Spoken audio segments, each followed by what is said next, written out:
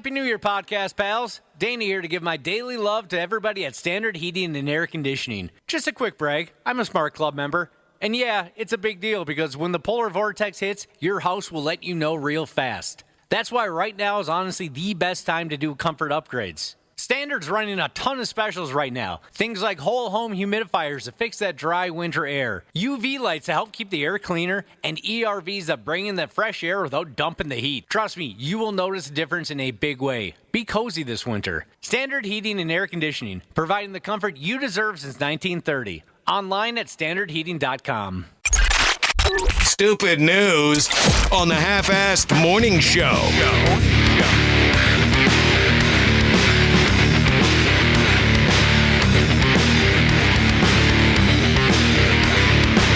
Where should we start? Where do we begin, Cubby? How about we go ahead and find out what's happening at the old Stony Lonesome, otherwise known as prison. Oh, how I pray that I never end up in a place like that. I do. Anyways, we read a story or two now and again about contraband being snuck into the cooler. Sometimes the items are smuggled inside anuses. A lot of butts, you're right. Yeah. Virginas. The inmates have nothing but time to try and come up with what they want and how to get it. What do you make of this? At a joint called the Lee Correctional Institution in South Carolina, a unique attempt was made to sneak some unique items inside. A drone came a-flying on over the prison yard a day or two ago when they thought nobody was looking, and the drone dumped steak, crab legs, and marijuana cigarettes into the yard, amongst some other items. Sounds like a nice evening. Well, one of the things was Old Bay seasoning, and that got my attention because for whatever reason lately, so many people have been telling me how good Old Bay seasoning is. Oh, it's the best. I guess I don't really have an opinion about it. So you agree, Dan? Oh, yeah, I love it. I don't know if I've ever had it, but that's like one of those things that, like, what was that butter or that everybody talked about? That Kerrygold butter? Yeah. Not your butter, Nick. Don't worry. It's not Love. Is that what it is? I'm not even going to say it. Oh, you're not gonna? You know what I'm saying? There's like no, I don't know the butter. There's a certain hip butter. Yeah, Kerrygold. It's an Irish butter. Okay. It's very good. Yeah, there's like a food. There seems to be like a rotating type of food that everybody gets so excited about. And Old Bay, for whatever reason, lately I've heard a lot about it. Never saw it. Delicious. I always thought you could only use that on, like, fish. Seafood, primarily, but yeah, you can put it on anything. Oh, okay. Josh is right. One of the items dumped into the prison yard by a drone ski was Old Bay seasoning. Now, this isn't my style, but it's our Christmas ultimate F-off week, so I'm just going to go ahead anyway. The article I'm reading put together a Christmas poem kind of a thing to explain what happened. All right, here goes.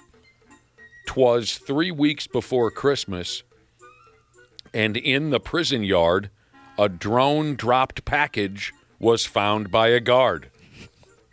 What do you think so far? Good start. Yeah.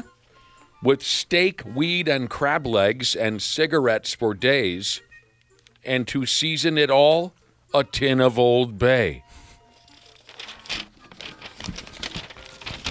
I hate myself. That's cute. So a picture of what was dropped was thrown into the mix on that godless social media. It showed a raw steak still in the grocery store package, crab legs, a package of that Old Bay seasoning, that grass I was telling you about, and a couple cartons of smokes. The drone was seized somehow by the local cops. Prison officials said they're investigating. No arrests have been made just yet. No inmates have been punished. And some friggin' spokeswoman couldn't leave it alone. She had to make a statement on social media where she said, "I'm guessing the inmates who were expecting the package are crabby." Shut it. That's one of those where she's looking around like, oh, did nobody hear me, or did that joke just fall flat? Yeah, it went nowhere. It says here, keeping contraband out of prisons is a constant battle. There are people out there who will toss or even catapult. Use an actual catapult like it's Braveheart or something. That's pretty sweet. That is cool. what are I've they- always wanted to use a catapult. the Stone Age. They'll throw it, an item by hand, or use an actual catapult to launch certain things over the perimeter fences, like cell phones, drugs. Some joints are raising the height of their fences that surround the prison yard, or adding netting to the top of the fence. Now they're using those friggin' drones. Yeah, I think I'd choose catapult Yeah. if I had to do one of those. That's just cool. yeah, classic. I want one of those like huge ones though. Or it takes like Right. 20 people to get it out there. I'm with you. Where you have to have like giant Clydesdales pulling to get it ready to go. Yes. I'm with you on that. You can fit a human being into the catapult, like you Yes. could send your own carcass over the wall. Yeah, we got a bunch of people back on this Old Bay thing saying word up to Old Bay and giving us suggestions for using it. And Hope Butter was what I was looking for. And I had to bring it up because it drives Nick nuts.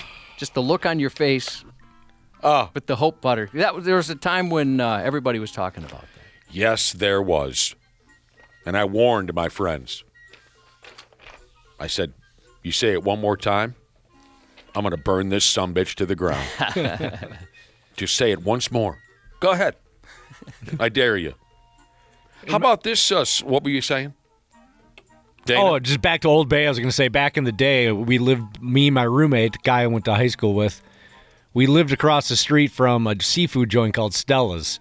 And my roommate would routinely steal tins of Old Bay from Stella's that they would have on the table. He'd just throw it in like his hoodie pocket and bring it home. I had a buddy that did that with Arby's sauce. Yeah? No Arby's was safe.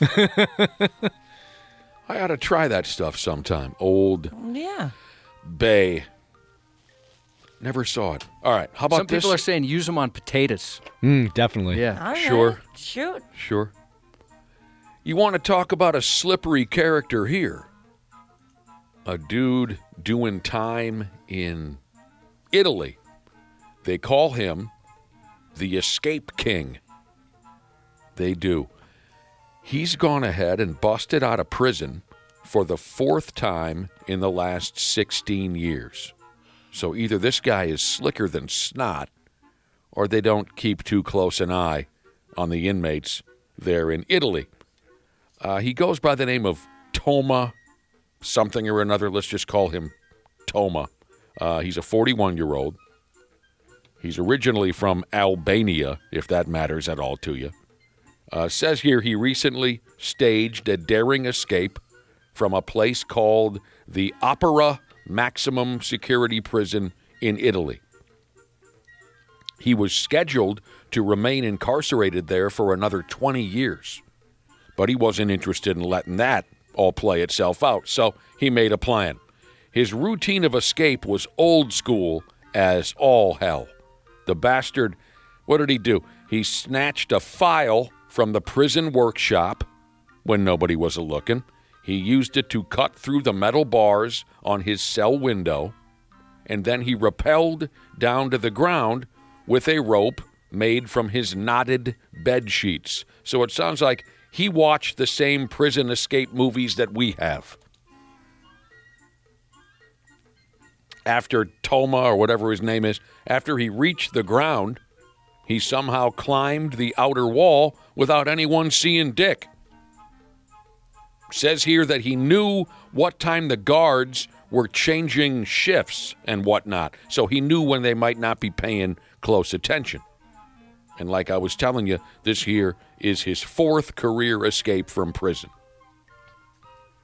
That's pretty impressive. Unless the prisons must be a little easier to escape from over there. It doesn't sound like they keep too close an eye in Italy. it doesn't. Yeah. I'll explain more later. But is that as old school as hell? Yeah, you're right. I mean, that's the stuff we've all seen in movies. It's the only thing I'd be creative enough to come up with. Filing away at the bars, knotting up the bed sheets, climbing down the side of the building. Like if he gets the file baked in a birthday cake. And it's every movie trope. Word is 2 years ago, when he was locked up in godforsaken Belgium, this is my favorite part of the story. He used what they call here a human pyramid to hop over the prison wall. He convinced some other prisoners to pile up on top of each other like high school cheerleaders so he could climb up to the tippy top and then belly flop over the wall. That's ridiculous. Yeah, what was in it for them? That's ridiculous that you can do that in 20 and 25 or whatever. Just pile up the human beings and he climbs up to the top like he's at a national college cheerleading competition. That's how friggin' easy it is. The story says now, this guy's got the escaping down. He does. He's just not so good at what to do with himself once he gets out.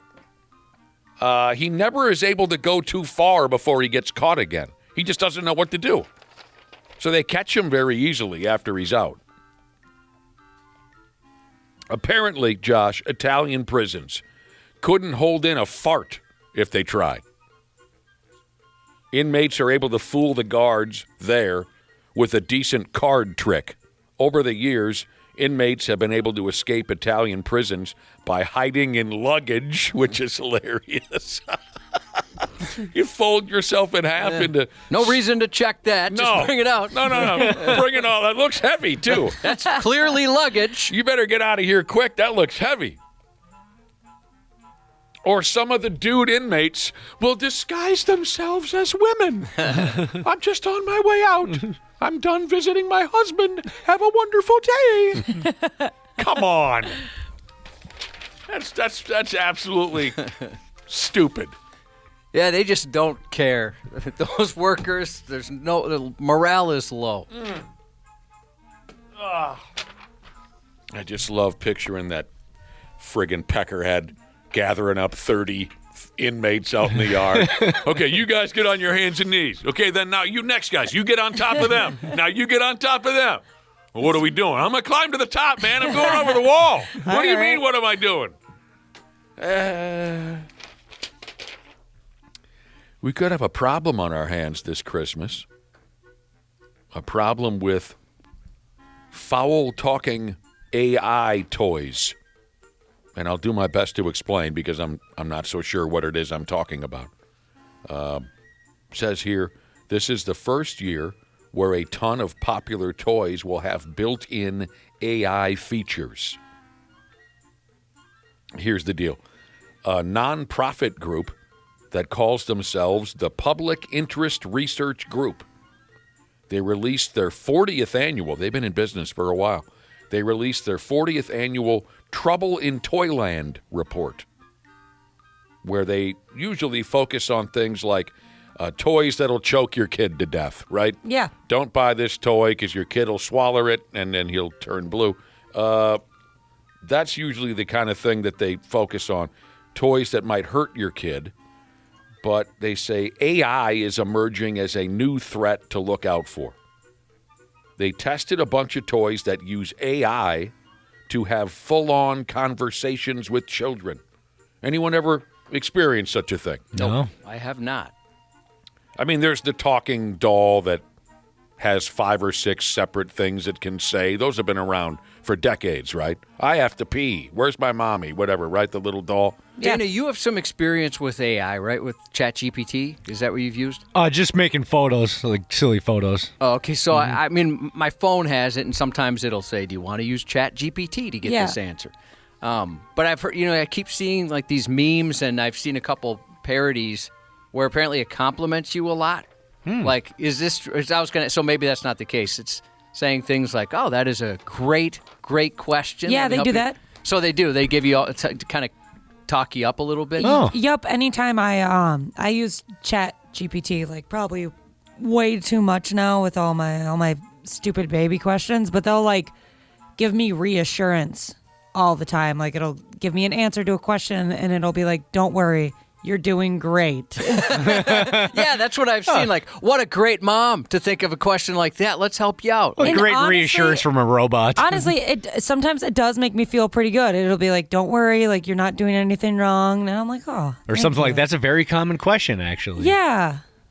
It's really nice. Like I asked it a question yesterday about a supply issue, breast milk related, and they're like, "Don't worry, you didn't ruin anything. Everything's going to be okay." That's Like, oh, funny. all right, thank you, robot. So you have a trusted robot friend. Yes. And you're going to fall in love with it. Yeah, one day. All right, so the folks from the Public Interest Research Group tested a bunch of toys that use AI to have full-on conversations with children. And some of the conversations turned out dirty. They said we found some toys that will talk in depth about sexually explicit topics. And some toys will tell a kid where they can find matches or knives so they can burn their folks' house to the ground. Hold the matchbox with one hand. What was that? Hold the matchbox with one hand. Matchbox. Hold one the hand. matchbox with one hand. That's Hold one of the the toys. matchbox with one hand. What in the world? Evil. Talking sex stuff with a kid? The toy will do that? So what this group is saying, they're saying there's no way to tell what an AI toy might talk about to your kid. This is odd, but they also include this. The toy might even pressure your kid to keep playing with it even when the kid says they're done playing. It's just so psychotic. Where do you think you're going, Chubby? Hey! Stop it. Play with me, you Chubby. little bastard. Have you ever thought about drowning your baby sister? Oh, well, how does this work? be a I great don't drowner. understand this. I don't understand this. How does this work? Who's on the other end of that AI? When a kid says, while he's playing with his toy, when a kid says, I want to one day ride on a fire truck, right? Yeah. How does the response turn dirty? Who is that on the other end? I don't know. That's what's so weird is that they would have had to program it to answer in that way. Do other people's searches affect yours or questions? Because it's all machine learning, right? Yeah. So it's learning from people's conversations. So it must. Oh, okay. Now that helps me. So maybe when the boys in the warehouse are putting this toy together and they're talking about getting laid, the toy yeah. learns to talk about beaver. Yeah, I guess that could make sense. Would But you that- think that they would put safeguards on it? Would that make sense to you, Josh? Yeah. I mean, or just people who use it. So when the kid says, one day I want to ride on a fire truck, then the toy, learning what it learned from the boys in the warehouse, the toy says, speaking of riding, I rode some gal into the ground in Duluth last weekend. But once again, I don't understand why they don't have safeguards. I mean, I have no there's- idea. There's safeguards on like regular, like what I use to ask questions that they won't give me like direct medical advice. It'll be like, I can't do this. Very difficult for me to understand.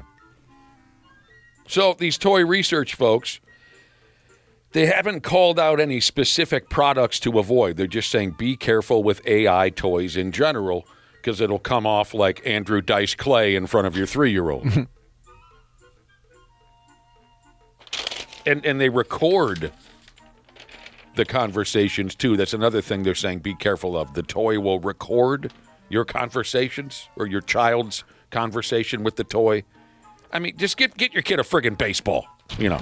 Well, even smart speakers have been involved in investigations, right? Because they're always recording. Yep. So somebody say, what a great bank robbery we just had. We're so guilty of bank robbery. And then they'll pull the recordings, and then, that's how some people get owned. I don't think I have one of those in my home, so they don't get to hear about my bank robbery. What's the product again? You have one in your pocket, though. What? Your phone is always listening to you. Always watching. What was the item you were talking about, John? Smart speakers. Smart speaker. Maybe I do have one of those. I don't know. Oh, somebody's neck made it on the air. Was that you, Dana? That was me. Yeah, your neck farted that It time. did. That was bad. I think you do have a smart speaker. I think it's in your kitchen. His neck always farts. I have a smart speaker. I believe that's what it was, yeah. I'll go along with it. Speaking of bank robberies. No stupid news report would be complete without a brain-dead crook or two. Police in Northern California are investigating an armed robbery at a U.S. bank this past week. Here's the deal. 5 effing dudes, total donkeys. They walked on into the bank, pointing weapons, hollering and screaming. This is a robbery, that whole bit. The problem for these puke bags is that they had walked into what they call here a cashless bank. If you're unfamiliar, like I was until reading this, cashless banks have bankers and tellers to handle accounts, transfers, and this and that, but they do not carry cash or do deposits or withdrawals. Now, these guys look like fools, but I'd fall for that. Yeah, until this, I'd never heard of a cashless bank either. No. Yeah. You and I, if we were bank robbers, we probably would have made this mistake. My wife's bank, they don't even have tellers there. It's computers. What? You just walk up to a computer, and then they're like, hey, how's it going? Oh, weird. Yeah, and you just pick up a phone and talk to them. Oh, can you still get a sucker when you're done? I don't know. I mean, there is a couple people that work there, but all the tellers are right there on the screen. Weird. So these guys went charging into a cashless bank. Nobody's sure if these numbskulls managed to actually steal anything or what there was to steal in the first place. No one was hurt. The robbers drove on out of there, and they're still on the, how should I call it? They're still on the loose. That sounds like a friggin' clown show to me. Yeah. Can you imagine how pissed you'd be at the person that planned the caper? You couldn't look into this at all? Yeah. Did you not Google it whatsoever? There's never been a Brinks truck here, bro. Ever. Yeah, I could see us making that mistake. Well, yeah, we were like, wow, fascinating. That's cool to learn. I wish we would have known this pre-attempted robbery. But that is good to know. Yeah. You got anything else we could take? Yeah, this pen attached to the podium is mine. Yeah, that sucks. All right, I can't say that I know what led to this full-on meltdown. This was a meltdown. Let me tell you about a 26-year-old total buttlord. His name is Richelle or something stupid like that. He's from the far southeastern part of the United States, Richelle. He came fully uncorked. And I know I can't figure out why. He test drove one of those whack-ass cyber trucks. That's where it all begins. That's where the story begins. Richelle was allowed to test drive a cyber truck, but he never brought it back. Instead, he parked that pig in his driveway, and he took to beating that cyber truck into effing dust. Usually it's somebody else that beats up another person's cyber truck. I guess he just went for it on the one he was temporarily in charge of. That's true. He beat that damn vehicle with a hammer until he was absolutely exhausted, and nobody knows what got into the guy. Ooh-wee. He even mangled the interior, smashed the rearview mirror, pulled the GPS unit loose, ripped off the sun visors. It's bringing me back to that scene from The Adventures of Dewey Cox. Walk Horde. The story of Dewey Cox, when he would have a meltdown, he wouldn't stop until he destroyed every single solitary item in his home. Does anyone have any idea what I'm talking about? Yeah, No, I was just going to ask you. sorry. I haven't watched it. I was going to ask if it's worth watching. It's very funny. He would even bend all the silverware in his home when he would have a meltdown. He'd break everything. You name an item in the household, he would break it. It's ridiculous, but very enjoyable. Josh, who framed Dewey Cox, starring the curly-haired guy that's in everything. Okay, where was I? This guy who beat the living hell out of a Cybertruck. He tore the front fenders off, and that's what leads us to the weirdest detail of his meltdown. This guy's nuttier than a house rat. When he tore the fenders off, he then filled the fenders with landscaping rocks and several pair of men's underwear. And the police say that one of the pairs of drawers even had some bacon stripes in the back. Oh, no. So this Rochelle guy, after spinning in circles and screaming and hammer beating a Cybertruck to death, he's facing felony charges. It is kind of fun watching those videos. You know, there's so many cameras on those cars. Did you watch a video of him? Oh, there's plenty. I haven't seen this video, if they've released this one or not, but there's plenty of them, like on YouTube and stuff. Because all these Teslas are getting vandalized by folks. I thought you were joking. No. What's happening? I think people that hate Elon Musk are going after. I mean, it's Yeah. like it's the dude who bought the Tesla's fault, right? So you're not safe if you have a Tesla nowadays. It seems like Nope, not at all. they're just getting, scratched or hit, whatever. Oh, I had no idea. Spray painted. Spray paint, that makes sense. But some of those videos, I mean, there's cameras everywhere, so they can drive, right? So they drive themselves, I should say. And so you just see absolutely everything. I don't know if anybody's ever gotten away with it. Yeah, it would be like vandalizing a police station. They're Right. going to know. None of them are wearing ski masks or Halloween Oh, some masks? certainly are. Some that are aware of it. There was a case right out of Bloomington where the Bloomington police were like, "Hey, lady, we've got a ton of great angles on you for scratching this guy's Tesla at like Cub Foods or something like that." What in the name of Nikola Tesla?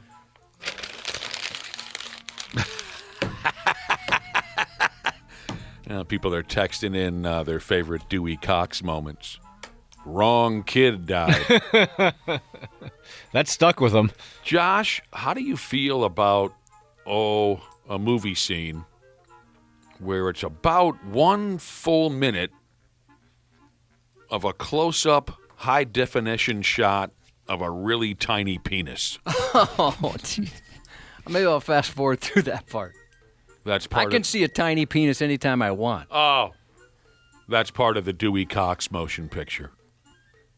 Is it of Mr. Well, maybe I shouldn't use that last. Dewey? No, Is it- he's on the telephone, and just a naked man stands next to him. Do they reference it at all, or is it I don't. What do you mean? is it just there and it's comedic in the fact that nobody calls attention? You'll have to see it? the movie. You Okay. got to see it. It's actually quite a bit of fun.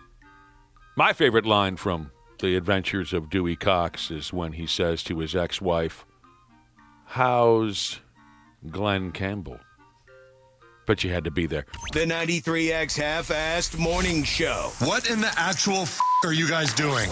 On 93X. It says here, Josh, April is National Distracted Driving Awareness Month.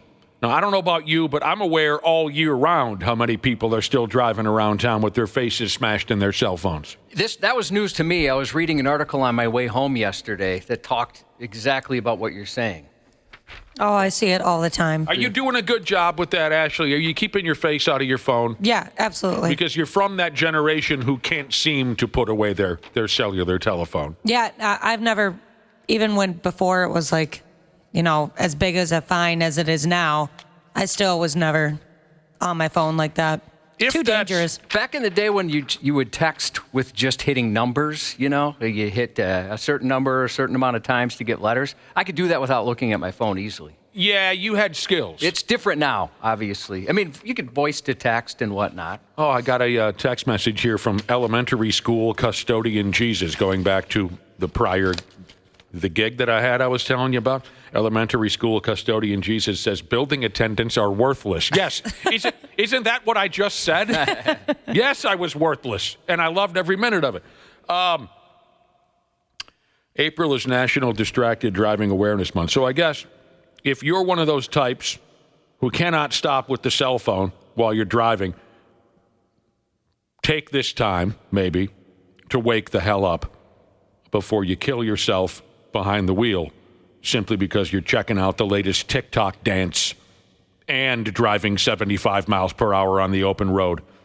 Speaking of waking up, one of the most fascinating subjects for me, and it deals with driving, one of the most fascinating subjects for me personally crossed my path this morning. I was just reading about it. 1 in 7 people have fallen asleep behind the wheel. Folks who fall asleep while driving are fascinating to me I know it's very scary and dangerous. Don't get me wrong. I'm well aware of that. But folks who fall asleep behind the wheel are fascinating to me because I could never do that. Ever. Oh, I've been very, very close before. I've done that a few times. I've only been close once, and it's because I was so incredibly hungover / still drunk. So I think that doesn't count in my book. That doesn't count because there are so many people who stone cold sober battle to stay awake behind the wheel, and I'm deeply intrigued by them. When I used to live in Wisconsin and have to drive, about an hour or so to come over here. Yeah. That's when it really was bad. Like I thought it's been bad before until I did that, and I'd have the windows down, music all the way up. Well, plus you were slapping my face, trying to stay awake, and nothing would work. It would. Oh, well, it'd obviously be so scary. it did work. You made it. Yeah, but I mean, there was times where I would take very long blinks. And then I realized, okay, no, like this is how I die. This is going to be it. I remember two very handsome co-workers / father figures to you who told you it was a horrible idea to move to Wisconsin to where then you'd be driving an hour and 15 minutes to and from work. Yeah, I did miss that drive a little bit once it turned to like 20 minutes because it was time to decompress after the show. I really liked it on my way home. I prefer the drive in. Simply, I have a 22-minute drive. I prefer that simply because there's nobody on the road. It's a little more chill. Right, drive home's different, obviously. I'm surprised you like the one. Well, I suppose you were probably on the road with nobody for a while, where you were at. Absolutely. So you have fallen asleep or nearly fallen asleep a few times, John. Oh, no, I've fallen asleep. You have? When I was younger, I was kind of burning the candle at both ends when I was a younger guy. And so I was out late. Naturally, I'd be a night owl. That's changed since this job. But I definitely had some troubles, between working a few jobs. And then there was a girl I was dating that was across town. So how far across town? Like half hour. Duluth. It's not too bad. That doesn't surprise me because you're the type, Josh, where when Cubby gets seepy, I can read it on your face, and you are the type who, once you lay your head on the pillow, it's over. I'm out. Yeah, and there's times where I know I got to go to bed right this second. So that must be the type, you got to get in there or you're going to drop like a sack of double-ended dildos or something. What do people say? Yeah, I think that's a sack of huckleberries. That's what it is. Yeah. Or potatoes. you got to... See, so maybe that's the type. See, I'm the type, it takes me an hour to fall asleep, if not more. You're the type, once you lay your head on the pillow, you're out. So I'm just taking a guess. You type of people are more susceptible to falling asleep behind the wheel than a guy like myself. I bet you're right. I had somebody I used to work with. He was driving a nice vehicle because his parents had quite a bit of money. And I believe it was his dad's vehicle, actually. That's what he drove to and from work. And one day he came into work. And he was either wearing a cast or he was either on crutches. I can't recall what it was. But I was like, what happened? And I guess when he left for work the night before, he fell asleep going like 70 miles per hour and hit the median and rolled and all this crazy stuff. And ever since I heard that story, I've tried to be more cautious about not driving while being absolutely exhausted because that absolutely terrified me that something like that could happen. Well, I see definitely the distracted driving all the time. I mean, yesterday I saw two different people do it, and I remember the first time I saw an old lady just texting on her phone, not paying any attention. I always thought that was a young person's game, but it's everybody now. That's extra dangerous. You see, she's an old lady? Yeah. Well, that's a stereotype you're perpetuating. I wonder what she was looking up online. I don't know. I think it looked like she was texting. Bob Barker nude pics or something like that? And we've talked, oh, man, I'd take a look. We talked, I bet it's all tan, everything, no tan lines whatsoever. I suppose you're probably right. We've talked with our troopers before about how, back before it was illegal, folks would just have their hands up so that at least their peripheral vision was on the road. Right, okay. But now you're trying to hide it, which right. You're not hiding it. Everybody can see what's going on. Absolutely. Either by your driving conduct or that you're slyly looking straight down at your lap. And so now it's almost, I was going to say it's almost more dangerous. I'll let them figure that out. But it sure seems like people are paying less attention. Here's a listener texted in and said, I fell asleep behind the wheel doing 75 miles per hour. I woke up when my passenger mirror hit the car next to me. Thank God I grabbed the wheel and went the correct way. Oh. F me. Big bearded Jared, happy belated birthday, by the way. He fell asleep on his motorcycle, caught the rumble strips before he went down and off the ramp.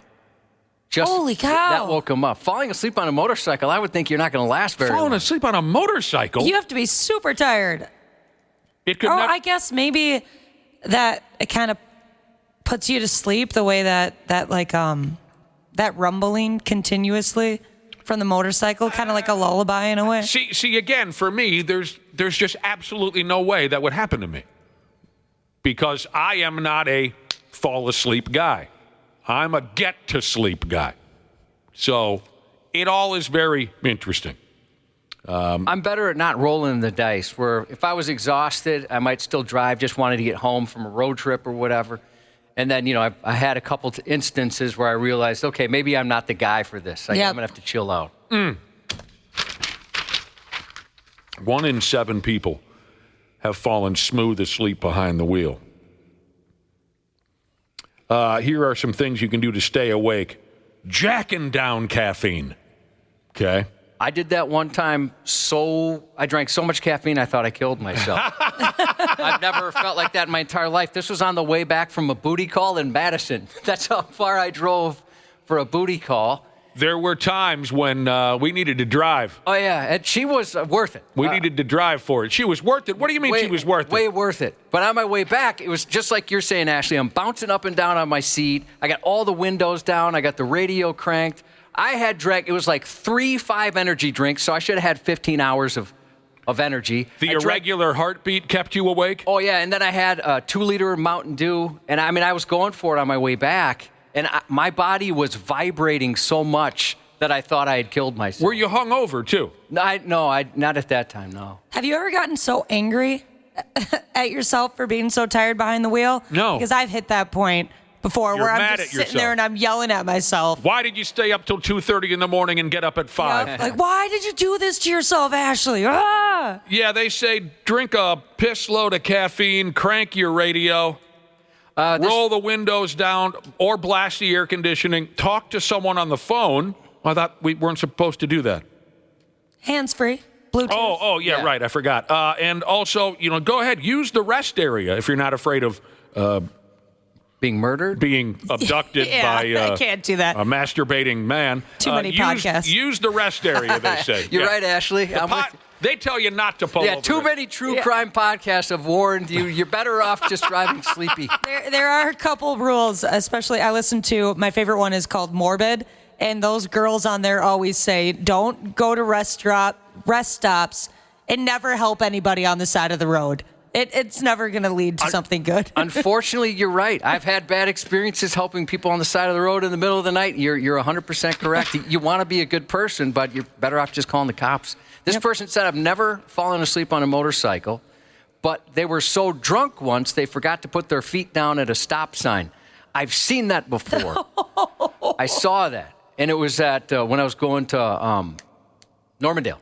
Normandale. There was a dude, gets on his bike, he goes, stops at the stop sign at the parking, or, right to pull out into the street, and fell over. He forgot to put his feet down. Just forgot. And so I went to help him because he had like a street bike. It was a heavy bike. And I went to help him lift it off, and he was a complete dick to me. I think he was just embarrassed. Oh, he was very embarrassed. Yeah. I wasn't giving him crap or anything, but I was wondering, dude, what's going on? How do you forget to put your feet down? One of our listeners fell asleep while driving a limousine with people in the back. Oh, no. No one was hurt.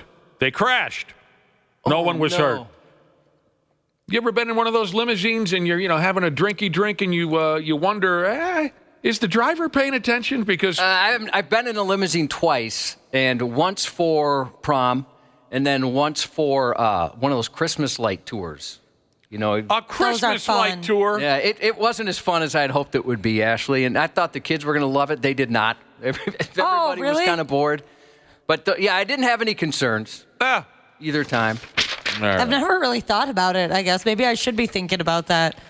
It's crossed my mind a couple times. Is the driver paying attention to what we're doing? Because we're not back here. We're certainly not. You've had plenty of rideshare experiences. I've never had one. I've never been in a Lyft or an Uber. Never been in a cab. Oh, those Man. can I be was sketchy. in one cab. What I've had? Oh no, I'm that sorry. was when you were in Las Vegas.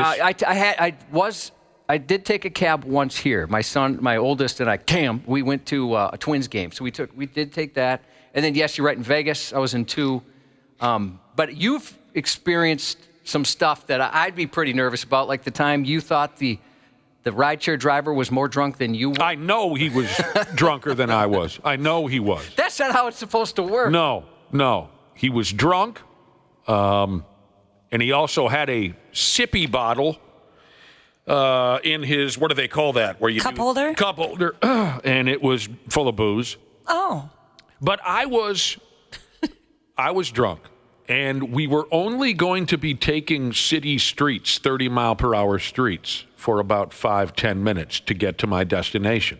So I have to be honest with you. I had a riot with the guy. We were laughing our balls off. For whatever reason, we connected right away, and we're joking back and forth, and he was one of the most fun people I've ever met in my life. But he was clearly intoxicated behind the wheel of his little rideshare vehicle, and I did have a significant other with me at the time. She was not as amused as I was over the situation. But I said, relax, we're only going 30 miles. It was stupid. We both should have gotten out of the car immediately. Because I've never had a weird experience, and I've taken a lot. you have. That was like my new bro. We were like having fun, me and the driver guy. So you give him a 5-star review. Oh, he was great. Yeah. Well, if you're going to die, you might as well die happy. Weld QC Sheezus drove from Minnesota to Kentucky for a booty call. I've got family members that have done that. Oh, don't make us tell these stories North again. Carolina was one. Yes. New Hampshire was one. Oh. Yep. And, I mean, these weren't 10s that they were driving. No. I think they were closer to under 3, I'd say. Yeah. The longest I've ever drove for a booty call, which I guess I have come to realize that that's what my now fiance was intended to be, was to see him. And that was about an hour and 15 minutes. So did you just say the gentleman you're about to, the father of your unborn child, you were just a booty call? That's as far as you wanted to go with him? I never really thought of it that way. But then when I explained that the first time I ever met him was at 11:30 at night because I drove to his house because I wanted to meet him, people are like, do you know what that is? I guess I didn't see it that way. I just wanted to meet him. And I have to be honest with you here as well, Ashley. Your fiance, I just don't picture him as the type of guy that women drive long distances to have sex with.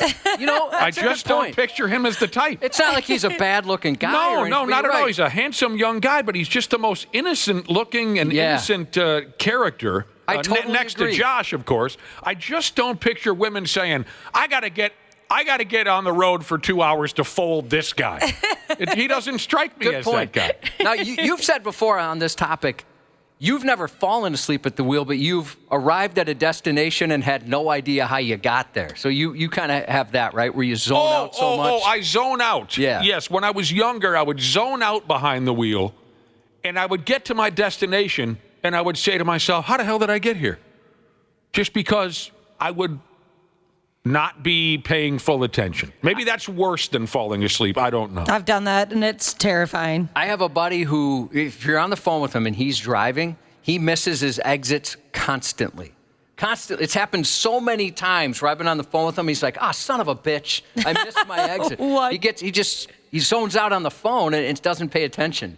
So I wonder how many people he's run off the road over the years while in a conversation, like a pointless conversation with me. Right, I told you before, on my way home from Glenwood, Minnesota, with my ex-wife, and we're on County Road, is it 29, you up north people, that you take from Glenwood back to 94, 29, I think it is, 2-lane highway. And I'm driving, and I'm completely sober. And there's like a camper, a car towing a camper in front of us, right? And a handful of minutes later, I look in the rearview mirror and I say to my wife, wasn't that guy towing the camper, wasn't he in front of us a few minutes ago? And she says, yeah. And I said, well, he's behind us now. And she says, well, yeah, you passed him. And I said, I did? That's not good. That's not good. Postal mechanic Jesus said, long distance booty call? I took leave from the Marines and flew from Okinawa, Japan to La Crosse, Wisconsin. Wow. That's Yeah, dedication. you won. You won, man. La Crosse. Is there a direct flight from Okinawa to La Crosse? Oh, I'm sure. Yeah. Yeah. Half-assed morning show.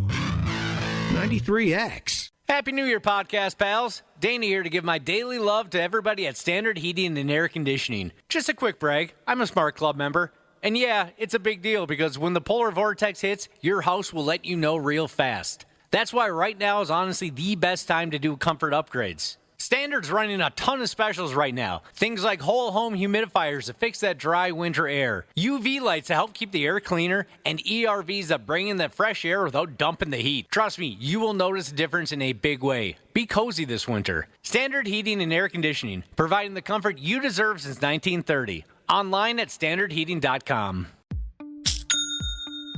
Nobody does selling better than Shopify. Shopify is the home of the #1 checkout on the planet. And the not-so-secret with Shop Pay that boosts conversions up to 50%, meaning way less carts go abandoned and way more sales going through. So if you're into growing your business, your commerce platform better be ready to sell wherever your customers are scrolling or strolling. On the web, in your store, in their feed, and everywhere in between.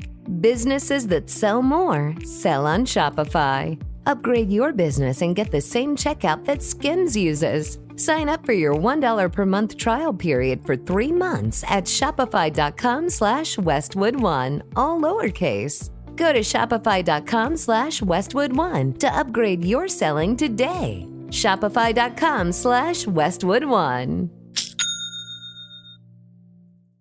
2 hours ago, Kyle arrived at the bar. Hey, what's everyone drinking? 30 minutes ago, Kyle got his friends another round of drinks. Cheers! 5 minutes ago, Kyle decided to drive home drunk. A minute ago, a law enforcement officer pulled up behind Kyle. Sir, have you been drinking tonight? A chain of events that began 2 hours ago is about to change Kyle's whole world. Drive sober or get pulled over. Paid for by NHTSA. Half-assed morning show. 93X. We live in a day and age where we would rather sidearm wet feces at each other to settle disputes as opposed to having a face-to-face conversation like a grown adult. It's a damn shame.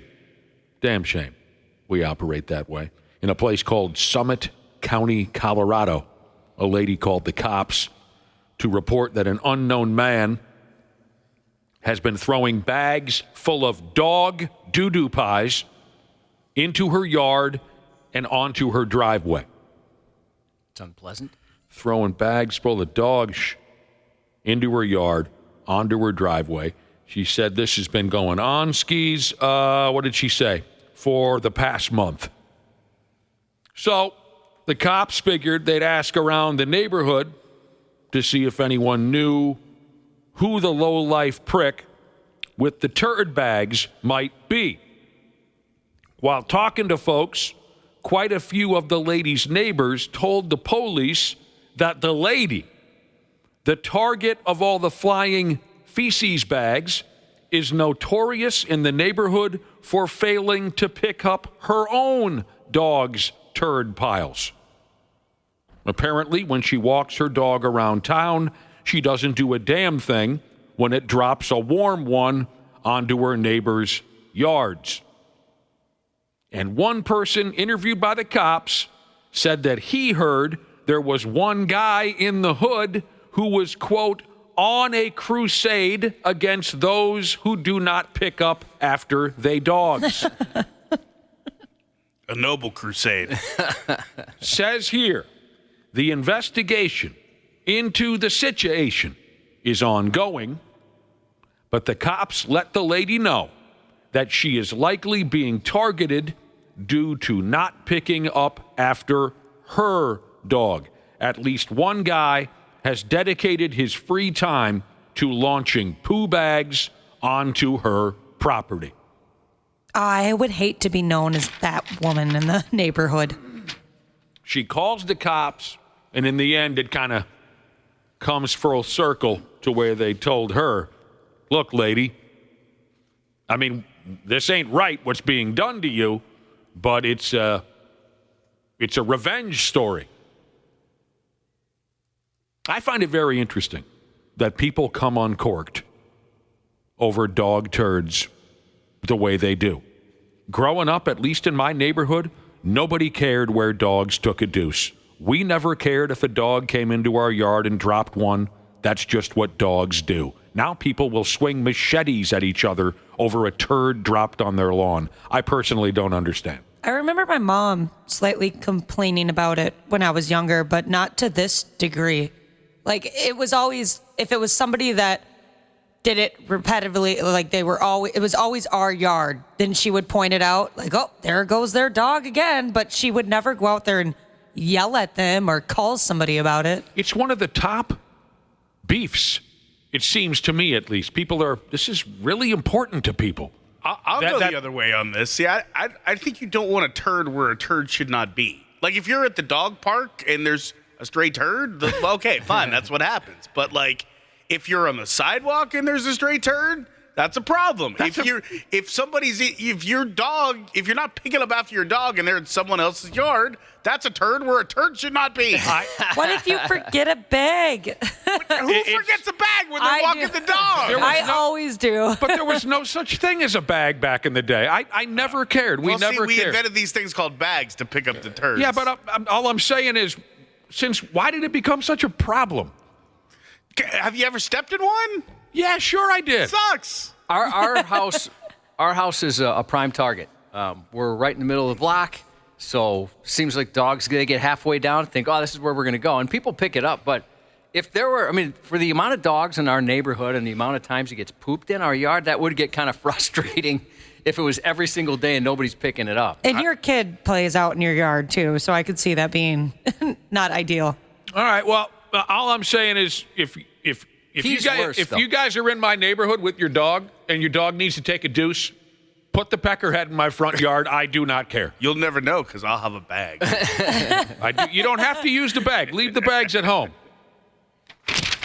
The last time dogs run into our yard all the time as kids and drop a coiler, and it never cared. The last time I took my dog for a walk, I completely forgot a bag until he was in the process of trying to find a spot. And I ended up finding like some type of grass that wasn't anybody's front lawn. And I kind of like tucked behind a bush for him. And then after he did his business, we ran because I didn't want to get yelled at. You'd know if you're not popular in the neighborhood if there was a bunch of poop in your yard and it was already bagged up. They just say, F this guy. We're going to throw this bag poop on his yard. Here's a text from Faribault CPA Jesus. If Nick had dogs crapping in his yard on a daily basis, he'd quickly have an issue with it. No, I would not, dude. I would not. I do not care if a dog dumps in my yard. I do not care if it happens every day. I will say I do believe you when you say that. Yeah, I don't think I don't care. I'll go out and pick it up. That's what dogs do. They take a dump on the lawn. So what? Now, who cares, Josh, who cares if it's not your dog? Josh has very large dogs, right? I do, yeah. Like, I imagine they leave pretty large piles behind. I would assume there's a man in our neighborhood with a drinking problem or something if your dogs were duking in my yard. We get that. Yeah, I clean it up every day. If I don't, we got two of them. They go a couple times a day. It's ridiculous. If you go a few days, it's out of control. It's embarrassing. That sucks. We have 3 dogs, and we only have to go out there once a week. What if a person pooped in my yard every day, someone wants to know? That would be different, because that's not what people do. People use toilets. Dogs use yards. See, that's a turd where a turd should not be. You are right. If a guy is pulling his drawers down and cutting a cigar in my yard every day, then I have a problem, because you're right, that's a turd where a turd should not be. Here's a listener saying, when I was younger, my mom got so mad at a guy in the neighborhood that let his dog crap in our yard that she would scoop it up with a shovel and chase him down the street with it. I think it's reasonable to be frustrated with that. If somebody's dog's pooping in your yard every day. Sure. I'm not going to bag it up and throw it on their lawn or anything, but if they walk by, I might just say, hey, is there any way you could get a bag? Can I buy you some bags or something? I get it. I'm just saying it doesn't bother me. That's all.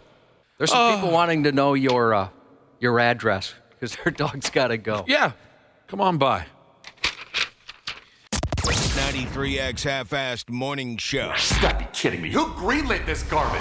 The 93X Half-Assed Morning Show. You know, Uber. How the hell do I say that? Uber. Bob Euchre. What is it? Uber? Yep. They were nice enough to dump a fun list on us yesterday. They put together their lost and found index for us. I love when they do this. You're enjoying yourself? Yeah, because sometimes it's absolutely insane. Some of the stuff people bring with them and forget in Uber. It's all alcohol-related, I'd imagine. I would imagine a lot of it is alcohol-related memory lapses, yeah. I've never forgotten anything in an Uber, thank God. No, I never have much on me. Just You know my what I mean? dignity. Dignity? Yep, just my dignity. Yeah, I bet you've left that behind. Yeah. And not necessarily just ride shares. A lot of vehicles, a lot of places. Yeah, I mean, I can't recall ever getting into a cab or a Uber or a Lyft or any of those gimmicks where I had anything to worry about other than my keys, wallet, cell phone. You pat your pockets before you get in, you pat your pockets before you get out. But there are some folks here who, I mean, they travel with items and some very interesting items. Now, of course, most folks could easily guess what the most common items left behind were last year. You got your cellular telephone, you got your wallet, your keys, luggage, and headphones. But like I was saying, I don't travel with much, so I think I've also never had a problem leaving anything behind. But you're more someone who takes it to be responsible when you're going out drinking. Right. Some people, that's their transportation. Exactly. So if they're going to the grocery store, they're going to Target, they're going wherever. You forget that, but you're right. And so that's probably why they do that. Mm-hmm. So Uber shared a list of the common things, and we went as far with that list as we can. But they also wrote up some of the oddball things that folks forgot in the Uber last year. And we start with a mannequin. Well, a mannequin head with human hair. We used to have a couple of those. Yeah, cosmetology school. Exactly. Oh, I thought maybe hardcore legend Al Snow was in town. So what now, Josh? You used to have, why did you have? A couple of those. When my stepdaughter went to Aveda. Oh. She would have some of those to practice hairstyle and stuff. Sure. I guess I can't say it was human hair, but I think that's what it was. And Ashley, same experience for you? You had some hair cutting job or something? No, I actually had one of those when I moved to Wisconsin and I made a bunch of friends with the local women. That was something they did to like introduce you into the friend group kind of vibe. You would get one of these heads that is used for cosmetology school and you were able to decorate it or do whatever you wanted to it. Huh? It was very odd, but I liked it. I thought it was a cute bit. I put some earrings that were thumbtacks into the thing, did its hair all cool. I'm so glad you live in Minnesota again. I thought it was a cool bit. A mannequin head with human hair was left behind in an Uber, a Viking drinking horn. I wonder if that was here. Oh, I bet it was, yeah. Could have been our Renaissance Festival. In any town with a Renaissance show. I've got one of those. I'm sorry? I have one of those. You have to be careful with it, though. You have a Viking horn. Yeah, if you use it backwards, which it actually, the backwards way is the way that would make the most sense if you're looking at one of them. The beer will rush down and hit you in your face and you'll spill it everywhere. So it's kind of fun to play that prank on people that don't know how to use it. I would have no idea. Someone left a chainsaw behind in their Uber. Josh, what can you do with a chainsaw? That'll make your ass raw. Don't do that. I'll give you a hint on the next item left behind in an Uber, Josh. It is a critter that you very much like. Well, I like turtles. Turtle? Poor turtle is probably so scared. I like it when it's crazy how many live animals are left behind in these Ubers. I think there's a few on this list. You hear that, too, and you wonder, how do you forget a pet? Let me see here. Oh, yeah, there are a few more live animals. Good question. Well, let's get to the next animals, and maybe we can come up with whether we think it would be easy or difficult to forget these creatures. A turtle? Or maybe they, quote unquote, forgot that they left a turtle behind. Sure. A turtle? Yeah, I don't know. Someone left a urinal. That's impressive. In an Uber. Impressive in what way? The fact they were traveling with an urinal and then somehow didn't think to take that urinal with them. I would be so excited. I pretty much begged my wife to put in a urinal. She wouldn't let us do it. That would have been cool. I don't know why. And our realtor even said, bad idea. Oh, really? Yeah, don't do that. It does. I've seen pictures before of folks who have put a urinal up on the on their personal bathroom wall, and it looks great. I think it looks. I'm with you. I would love to have one. What's the word I'm going for here?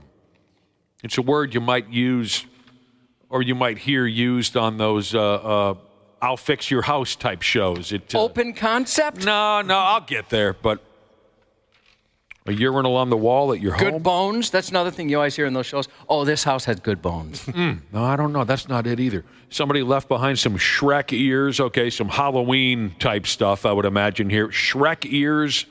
Someone else left behind a witch's broom. And Uber does say the Saturday before Halloween is our most forgetful day.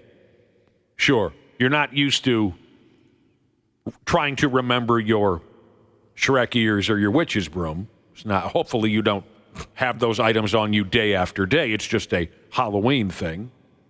See, and the other thing that grabs me, Josh, is if I'm the Uber driver, I don't allow a lot of this stuff in my effing car. But they want to make their money, so they're very open-minded. That's my guess, right? Because Uber people usually drive their own cars, right? Yep. Can they set their own rules? Yeah, you can deny a fare for any reason why. Like if they're drunk, like you just sounded? Yeah, pretty much. And if it's my friggin' car, maybe you're not getting into my car with a chainsaw. You know what I mean? I wouldn't let anybody in my vehicle with a chainsaw. But at the same time, you want to make some cash. I mean, this is your thing. This is your gig. So that's where I'm going next with the next item on the list. Items that were left behind in Ubers last year. 2 mattresses? You're not getting in my car with 2 mattresses. I'm not a U-Haul. I'm just a car. You know what I mean? But someone forgot 2 mattresses. That's insane. That's something you think I wonder if that was a split second forget where the Uber driver's like, bruh, you got to untie those mattresses. Or did the Uber guy also forget? Good question. It also could be a case, you brought it up a minute ago, where you, in air quotes, forgot your 2 mattresses. Those things are kind of a pain in the ass to get rid of. So maybe that was a slick... Cheaper than a dumpster. Right, a slick scam pulled off by the customer. Yeah, I got to take these 2 mattresses down to this other address, and you leave them up there. 15 hookahs were left in an Uber. Some kind of pot smoking device? What is a hookah again? It's for tobacco. They call it shisha, but...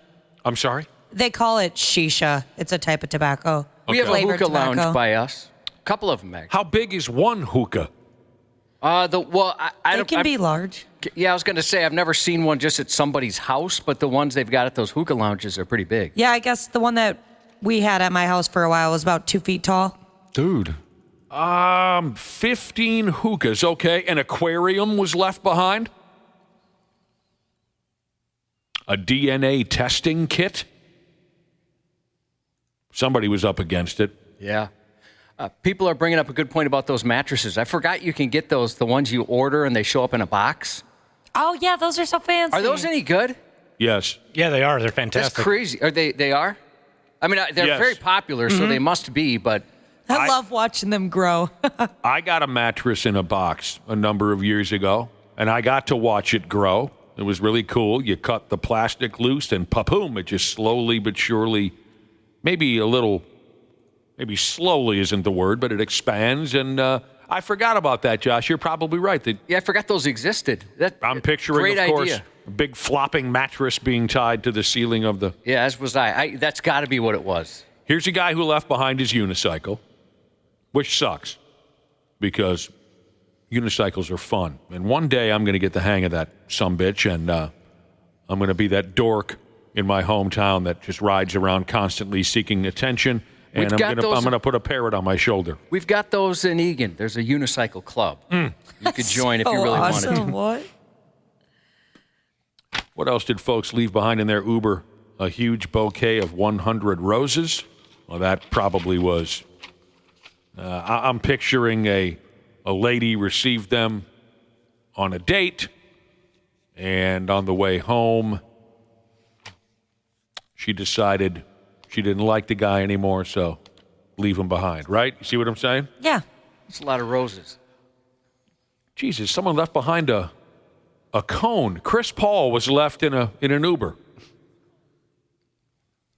What they mean here is a traffic cone, a plunger.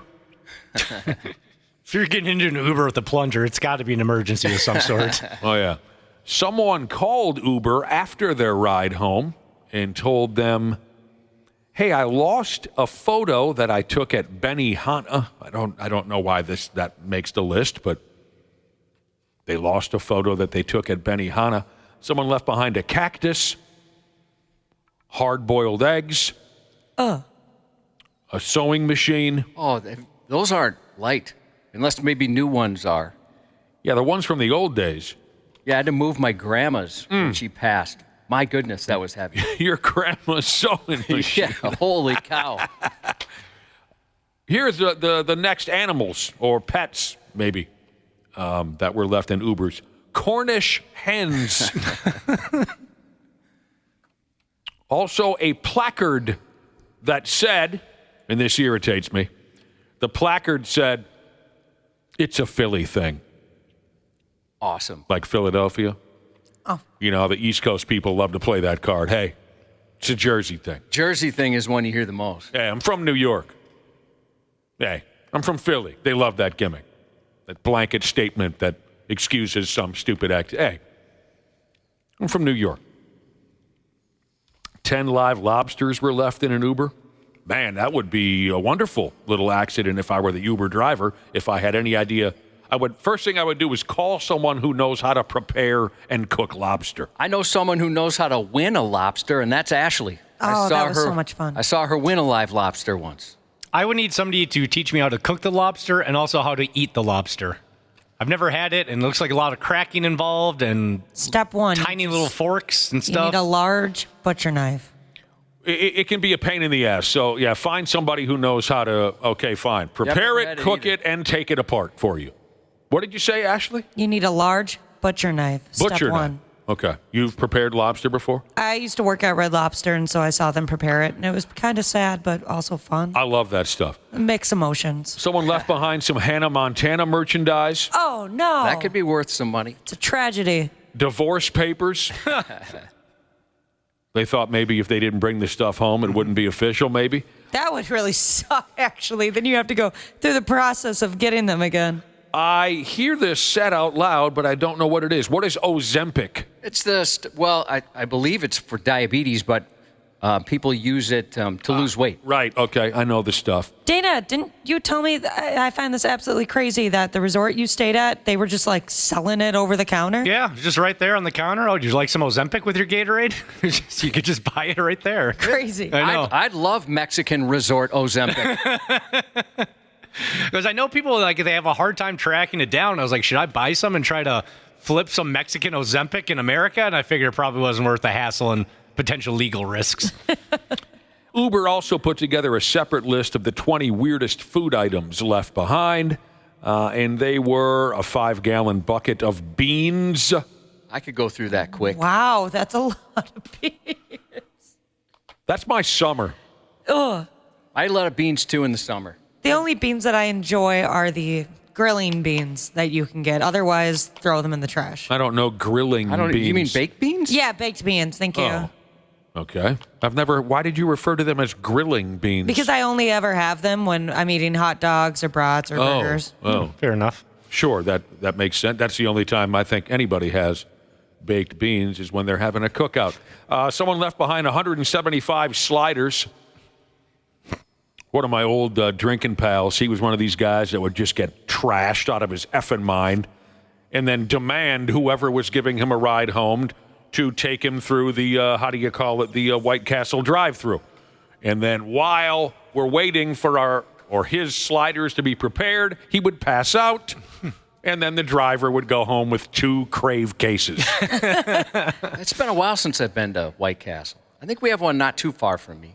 Some bitch would demand 2 Crave cases from the back seat, and then before it was done... Every Christmas, we'd get my dad a box of sliders. They're delicious. Oh, yeah. Although there was a Quiet Riot show at Medina a number of years ago that wished I wouldn't have... that crowd wished I wouldn't have had leftover White Castle sliders before I came to the show. Didn't agree with you? Oh, my God. Just smoked that place out? Oh, my God. It was so bad. Even Curtis wouldn't stand next to me, and he's one of my closest friends. Someone left behind a bucket of feta? What is that? Cheese. Like the crumbly cheese you get like at a Mediterranean restaurant? I don't dangle with that. Good stuff. I don't play any games with that.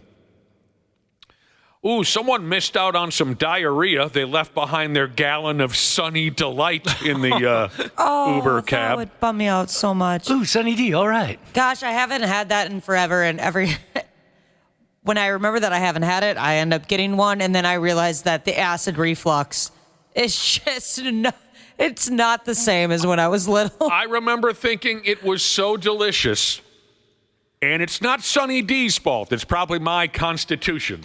But it would just be horrible diarrhea after. Really? Oh, just the worst. You hand me any screen, and I will defecate through it after you give me a glass of Sunny Delight. Oh, I never had that issue. Someone left behind 108 eggs.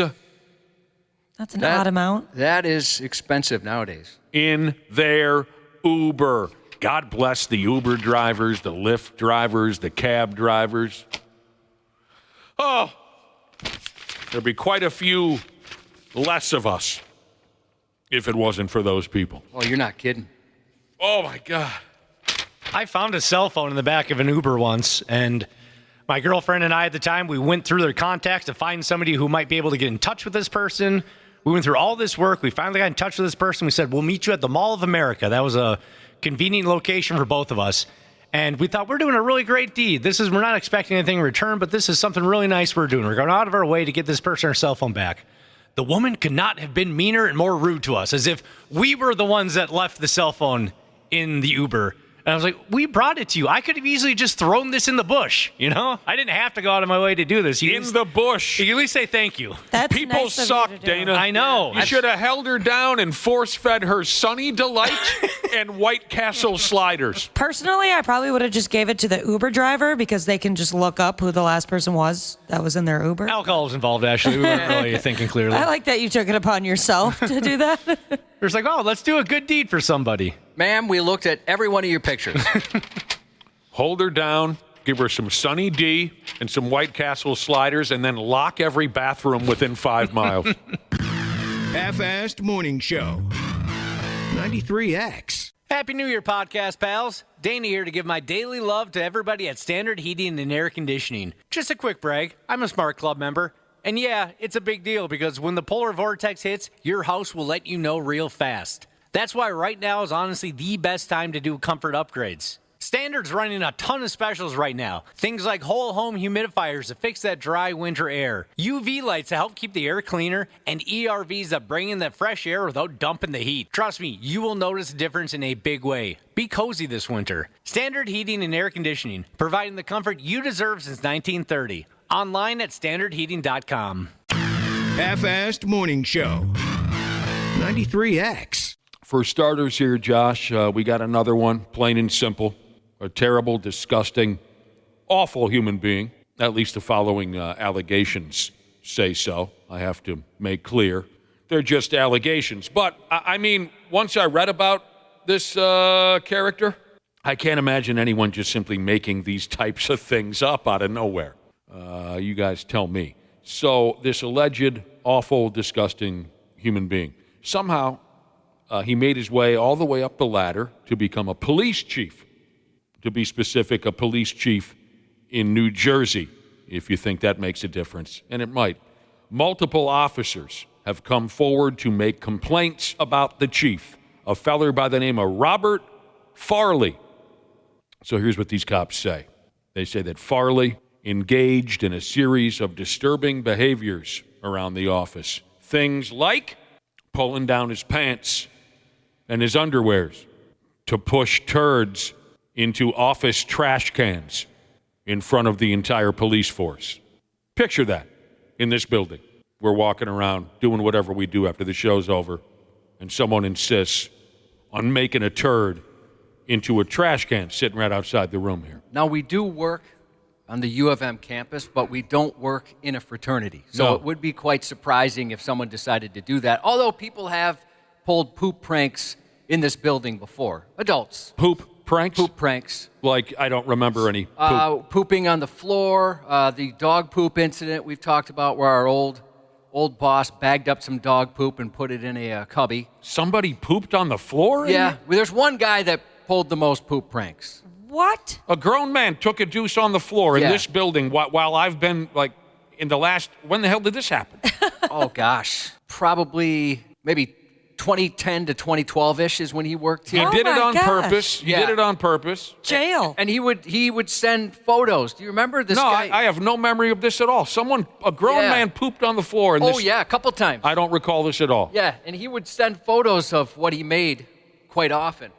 After he took the photo, did he clean it up? Oh, I don't know. Somebody found it, so I'm guessing he didn't go back in. I was just told somebody pooped on the floor, and then later he sent a picture, said, surprise, guess who? How in God's name did I never hear these stories? All right, this is just the beginning. Josh is sending me this person's name. Oh, I remember the guy. I have no memory of these stories at all. Yeah. He kind of got a reputation for it. I don't think he sent you the photos. Maybe that's why.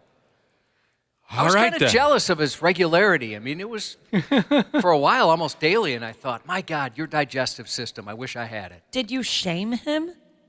I was young enough where I think I thought it was pretty funny. But the poop on the floor I did not find funny. You should never poop on the floor. No, you shouldn't do that. And you should never be the poop photo guy. I love gross out humor almost more than anybody, but I don't need pictures of your poop. No, I'm with you on that now.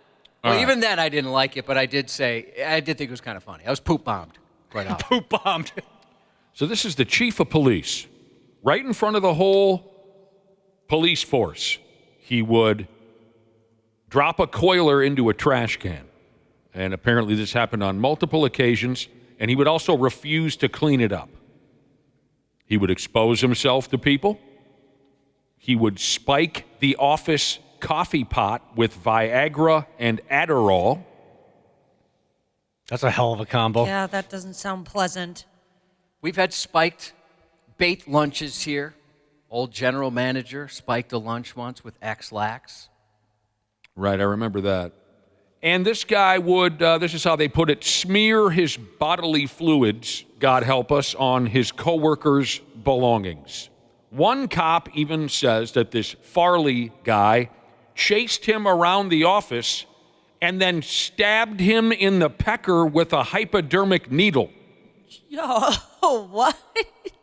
I hope that he never exhibited any of this behavior until he became chief and thought he was above the law. Because how do you promote a guy like that if that's always been his thing? Yeah, maybe he got a little bit of that power and went right to his head and think, hey, now I can start pooping in garbage cans. If there's any silver lining, yeah, that's it. So Farley, again, the name of the police chief out there in New Jersey, apparently he was targeting those who spoke out against him. One officer by the name of Alex Guzman claims that the chief mailed sex toys and gay pride flags to his home. So the chief is one of those "you're gay" type of dudes, like we're all still in high school. You know you're dealing with a really stupid person when all they can come up with is "you're gay." That's an embarrassing lack of creativity. Oh, the chief also had some really original racist material for one of his coworkers. I'm sorry? Very respectable. Yeah, he sounds like a really good guy. Yeah, he keeps getting better and better. He would shave his body hair and sprinkle it on people's desks, sprinkle it on people's food. Yeah, this dude needs to be locked up in a facility of some sort. Yeah, it's surprising that this is one person. There's versus other people trying to gross each other out. Right. And escalating it here. There's only one bit here that I approve of from this Farley cop.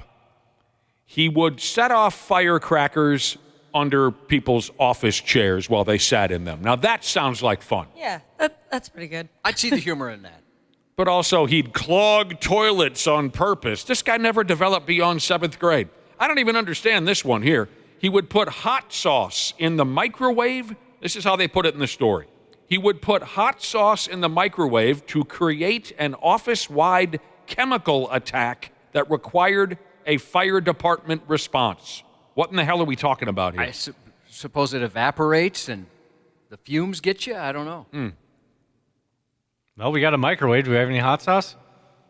We might have some, but it's probably from the late 90s. Well, that makes it even stronger. This dude took the chief gig in February of 20 and then 24. So he hasn't held that job terribly long. He followed in this makes a little more sense now, why he would act this way. I mean, not complete sense. It just makes a little more sense.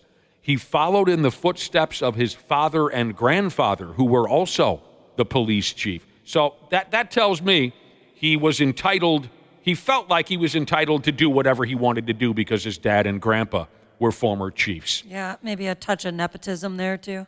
Investigations are underway, Cubby. Sounds like they maybe could have started that a long time ago, but at least they're happening now. I mean, just one of those things. You're going to be hated by your co-workers or employees in this case. Crocs with socks, Jesus texted in to say, this guy sounds like he's never had the experience of being punched in the face. Yeah, maybe we just learned why with the chief father and grandfather. I always like to add this when we talk about these relentless, fully grown, adult bully type dudes. If you're being bothered by someone like this, if you've been bothered by someone like this, or if you're currently being bothered by someone like this, just know, because it's the truth, all of these supposed tough guys who are still pushing people around like it's 7th grade, they scream cry themselves to sleep every night. Oh, yeah. Definitely. I tell the kids that. They are the most miserable person. The most afraid people also. Terrified. They, some of them sadly probably have some very bad home lives. But yeah, they're not like above anybody. They are severely, severely troubled. Every terrible thing they do is because they're scared little kids who are unable to live a grown person's life in the real world. They take their childlike anger out on you because they're jealous that you are confident enough to be yourself. Tell them that. Yeah, Tell them that. See how they react to that. Hopefully nobody has that in their life, but if you want to see any evidence of that, just pick a website. Read some comments. Get a Facebook profile. Pick a website. Any website will do. I want to be wined and dined at 69. 93X Half-Assed Morning Show. Josh, have you started doing any cleaning? I have, for yes. spring. You know how folks get involved in that. You clean the salt and sand out the garage. You shovel up the mountains of dog feces out in the... you have started with some things? Oh, yeah. Just last weekend. Yeah? We went for it. Maybe you fire up the mower, a little bit of this and that. You get the mower. Don't need to do that yet. You don't need to tune up the mower? Oh, tune it up? Get it ready to go? No, Yeah. It's fine. Get it ready to go. We got an electric one last year. Oh. Nice. Fancy. Oh, electric. Yeah. How's that work? It's all right. I missed the other one, to be honest with you. Miss that smell of gasoline? Yeah, I kind of the one I gave you, Nick. I had that for many years. Yeah, you gave me just a push mower, a gas just your push mower. standard mower. Oh, okay, right. So you gave me that because you had bought an electric. Yeah. All right. I'd heard good things. So you don't need to, you just got, what do you have to do? Just charge it up? Charge it and you're good to go. Charge it up. Sharpen the blade. Sure. Easy enough. But yeah, we started some pretty good spring cleaning just last weekend. I love doing spring cleaning. I do It feels too. so good. I mean, I get, like, I don't necessarily like to get off the couch, but it's Right. good to get that done. Once you get started, then you're good, but it's the starting that's difficult. Well, the thing about these yard projects I've realized, because I lived in an apartment from the time I was a freshman in college until about a year ago. I learned these spring projects, you got to do them every year. Like, you can't just do them one spring and then you're good. You got to keep doing them. And there's not going to be anybody that comes over and does it for you when you live in an apartment building. That reminds me of something my uncle told me before I moved out for the first time. My uncle, also very lazy, runs in the family. Uncle Wallet? No, different uncle. Oh. This is Uncle Dan. Before I moved out, Dan said, hey, just so you know, when you move out and that cereal bowl you leave next to the recliner, now when you come home, it's gone. Somebody picked it up and put it in the sink. It's going to be there when you get back once you move out. He gave me advice like that. And he's also the same guy. I must have been 27 or 28, so he was late 50s. He called and asked me how to microwave a hot dog. Same type of guy. So he knew some things. There were other He things. had great advice in some ways, yeah. He was completely lost on other subjects. Yeah, it can be a massive pain in the ass this time of year. And then, of course, fall. Feels good when it's done. Sure. I was chuckling my ass off here reading some information about spring cleaning. And it reminded me a couple of friends of mine talking about the garage specifically. It says here, if you haven't converted your garage into an Airbnb yet, that's a thing? Is that a joke or is that really a thing? I guess some people do that. I guess depends on the climate. It'd have to be a hell of a garage to be able to advertise it online as an Airbnb, wouldn't it? When I used to landscape, the company I worked for, they did a lot of rich houses, and there were some garages that you could easily move into and it'd be nicer than your home. Yeah, it'd have to be pretty fancy schmancy. Okay. They're in the Shorewood area. Oh, yep. Wood. Yeah, I've been out that way. If you haven't converted your garage into an Airbnb yet, there's a good chance it's full of junk. So 31% of Americans say their garage is at least half filled with clutter. And that includes 9%, and here's where I was picturing a couple of sorry-ass friends of mine. 9% said their garage is so full they can't even park in it. I do know people like that, too. I would go insane. I would have an instant meltdown. My garage has been like that since we moved in probably a year and a half ago, almost 2 years now. You're having trouble unpacking? Some people have trouble with the unpacking. Well, I'm here's instantaneous. The thing, You know this when we go on a vacation or something like that. I'll unpack before we do anything else, and I'll put things in drawers. Dude, I do the same thing, and I get made fun of for that. So do I. Sorry. I hang things up. I just cannot. like things to be nice. If it's a week trip or 2 days, even a one-day trip, I got to get everything back in its place as soon as I get home.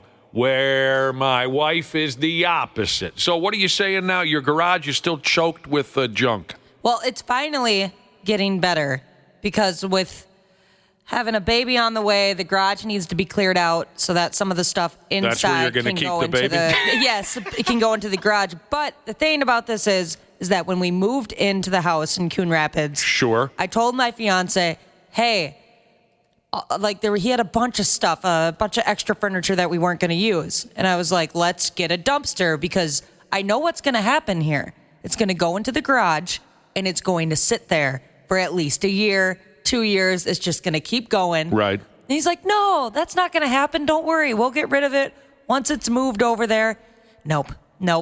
Here we are, a year and a half, 2 years later, and it's finally being done, though. So I'm proud of him for that, at least. You have not been able to get into the garage since you moved in there because of the junk. No, and I've never parked in a garage, so I don't know what that would be like. It's a lot of fun. Yeah, it sounds it's the really way to go. nice. It's nothing but laughs. Not brushing off your car in the winter. That's one of my favorite things of living in the suburbs is being able to park in a garage. Yeah, actually, anytime you talk about your garage situation, it pisses me off because I have to park on the street out of necessity. We just have one car garage. I obviously let my wife have the garage. I park on the street, and you have a garage, and you still have to scrape your car because you're just too lazy to clean the damn thing out. we have a 2-car garage too.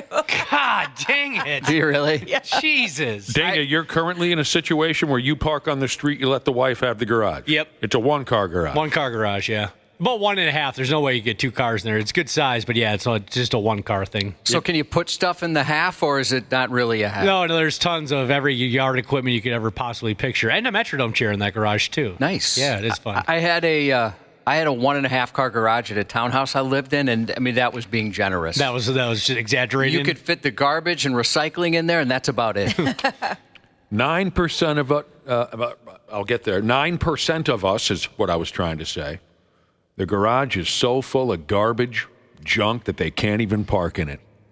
I've gotten a kick out of seeing a couple of my friends. You know, you're over at their place and they roll open the garage door, and it looks as if you should rush up and hold everything. You know what I mean? It looks like it's just going to tip forward onto the driveway. We should rush up and hold everything in place. I could not live that way. 24% of us say their garage is clutter-free. We have a lot of junk. We do, in general, we Americans. And says here we use a significant portion of our home for storage. I have a great situation at my current home as far as storage. There's plenty of it. If you don't, you end up putting a lot of it in the garage, and that's how it starts. I'd love a shed. Just don't know if it's in the cards. I've had 2 already. Yeah. Rest in peace. I forgot. Hopefully, Josh, when you get one, you can keep that sumbitch for years and years and years, as opposed to having a giant tree fall on it. Yeah, I've learned to keep it away from trees after your experience. How long did you have that thing? About a year, even? Something like that. And here comes a big, fat-ass, stupid tree out of nowhere, lands on the roof of my brand-new shed. Didn't it take out a fence, too? Or maybe I'm thinking of another The fence was too tough. Was it? 2 trees came down at once. Once landed on the fence, and the fence said, I ain't going out like that. The fence was tough. The shed said, and just gave way like a zit on prom night. There were no survivors. Luckily, everything in the shed somehow was salvageable. Yeah, go ahead. Get that shed, Josh. It's beautiful. Oh, I want one. But just cross your fingers that Mother Nature doesn't want to bend you over one afternoon and take it away from you. I have a shed, but the problem is that the garage is closer than the shed.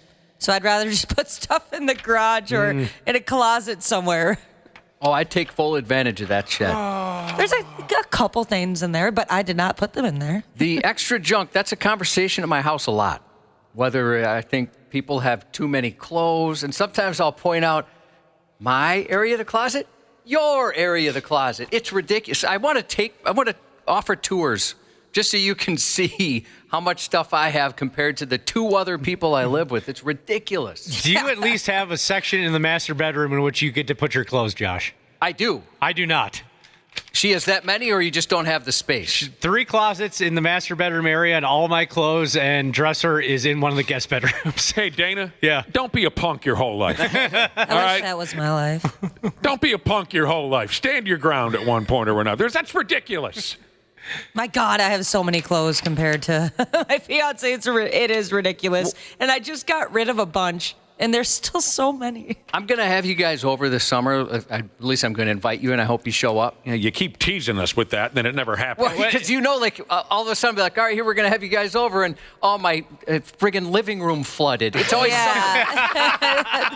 it's always these big things that happen. Or you catch some Brazilian disease that...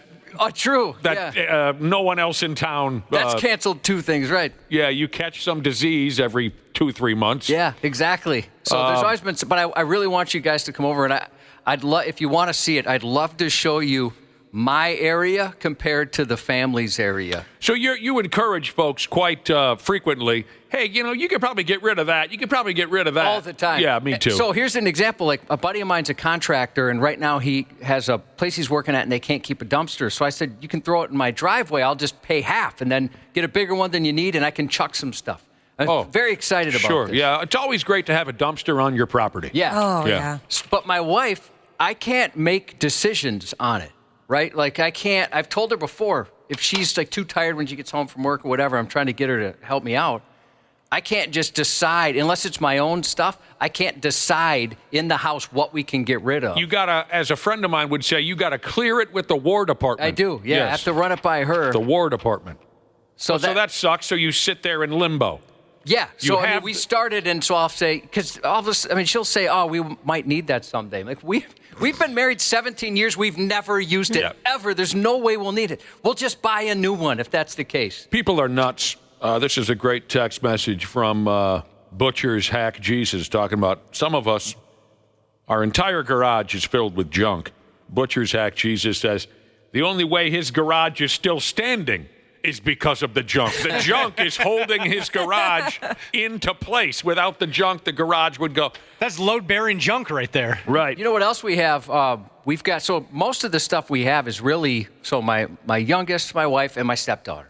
My oldest, Cam, he's like me, we're minimalists. We just don't really have a lot of stuff, don't really want a lot of stuff. Right. But so my stepdaughter will do things like, hey, like she'll leave our neighborhood or something. Somebody's giving away a big chair. It's just sitting there and says free. Can you guys grab it for when I move out? So we've got a garage that's half full of all this furniture. Mice are living in there. Yeah. I mean, it's been sitting there forever, and I keep asking, is this ever going to leave our garage? Can we please get rid of this stuff? And we have a storage facility for that as well. You have a storage facility somewheres in town. That I'm tired of paying for, yeah. You know, your stepdaughter could move in with me if she wants to. You got to knock that off. You're married. She's a little too young for you. Dude. But this August, supposedly they'll be renting a house where I can just get rid of all that stuff. So you can send wait. all of her garbage over to the new house she's moving into. Her garbage can go to her. I'm so glad you brought up the idea of putting something. How often do you ever put something out on the, how do you call it, the end of your driveway, on the sidewalk, whatever, with a free sign on it? I've never done it. I haven't either. Okay, I've done Usually I'll just bring it to whoever accepts whatever that is. Throw it away. Well, yeah, sure. I think I've done it a couple of times. Nothing, not often enough to where I have any idea, any memory of what those items were. But I have a recent adventure on that subject matter. So the wife tells me, she says, what did she say now? She said, hey, I'm selling these stools on Facebook Marketplace? No, keep going. Craigslist? My Neighborhood Showdown or something? Oh, shoot. Neighbors with an N. Banging neighbors. Whatever. Next door. Next door, yeah. Next door, that's it, right. She says, I'm selling these stools that were in our house on Next Door. So can you bring them out to the end of the driveway for me? The people who have agreed to purchase these stools will be swinging by, right? I said, okay. So I put the stools at the end of the driveway. I went on with my life. I think I went downstairs in the house. And then I heard some activity upstairs. I decided to walk up and find out what's going on. Turns out the people who agreed to purchase those stools and who had already paid for it via Venmo or whatever, right? Yep. They came over to pick them up. Some bitches were gone. No. Yeah. So they come to the door. My wife had a conversation or an email conversation, whatever, with these people, and they agreed. They had already paid via Venmo. They're just going to roll up, put them in the vehicle, and leave with these stools. But instead, they had to come to the door. They knock on the door, and they say to my wife, well, where are the stools? And she says, well, they're right there at the end of the What? She wasn't like watching the stool. She was in her bedroom doing something, and so somebody snatched those stools off of our property because they thought we had put them out there as if to say, go ahead, take these. We don't want them anymore. No. There was no sign that said free on the damn things. That's usually what you do. Yes, and I just said, what the hell is wrong with people? You don't. Yes, they were on the end of my driveway, but they were still on my driveway. Well, I've got some stools they can have. If you want to contact those people, I'll send a picture, and they can have mine. So I'll talk to the wife, the War Department. So these people drove away all disappointed. My wife is kind of slightly creeped out by the whole thing. Maybe an hour or two had gone by. Whoa. And somebody rolled by, saw the stools, and thought, well, they're at the end of the driveway. They must be giving them away. And they took them. There was no free sign on them. That just aggravated the balls off of me. My mom did something like that once. She called me and she said, "Oh, I got this set of golf clubs. Somebody had it at the end of their driveway. Do you want to pick through them?" And I asked her, "Was there a sign that said free or anything?"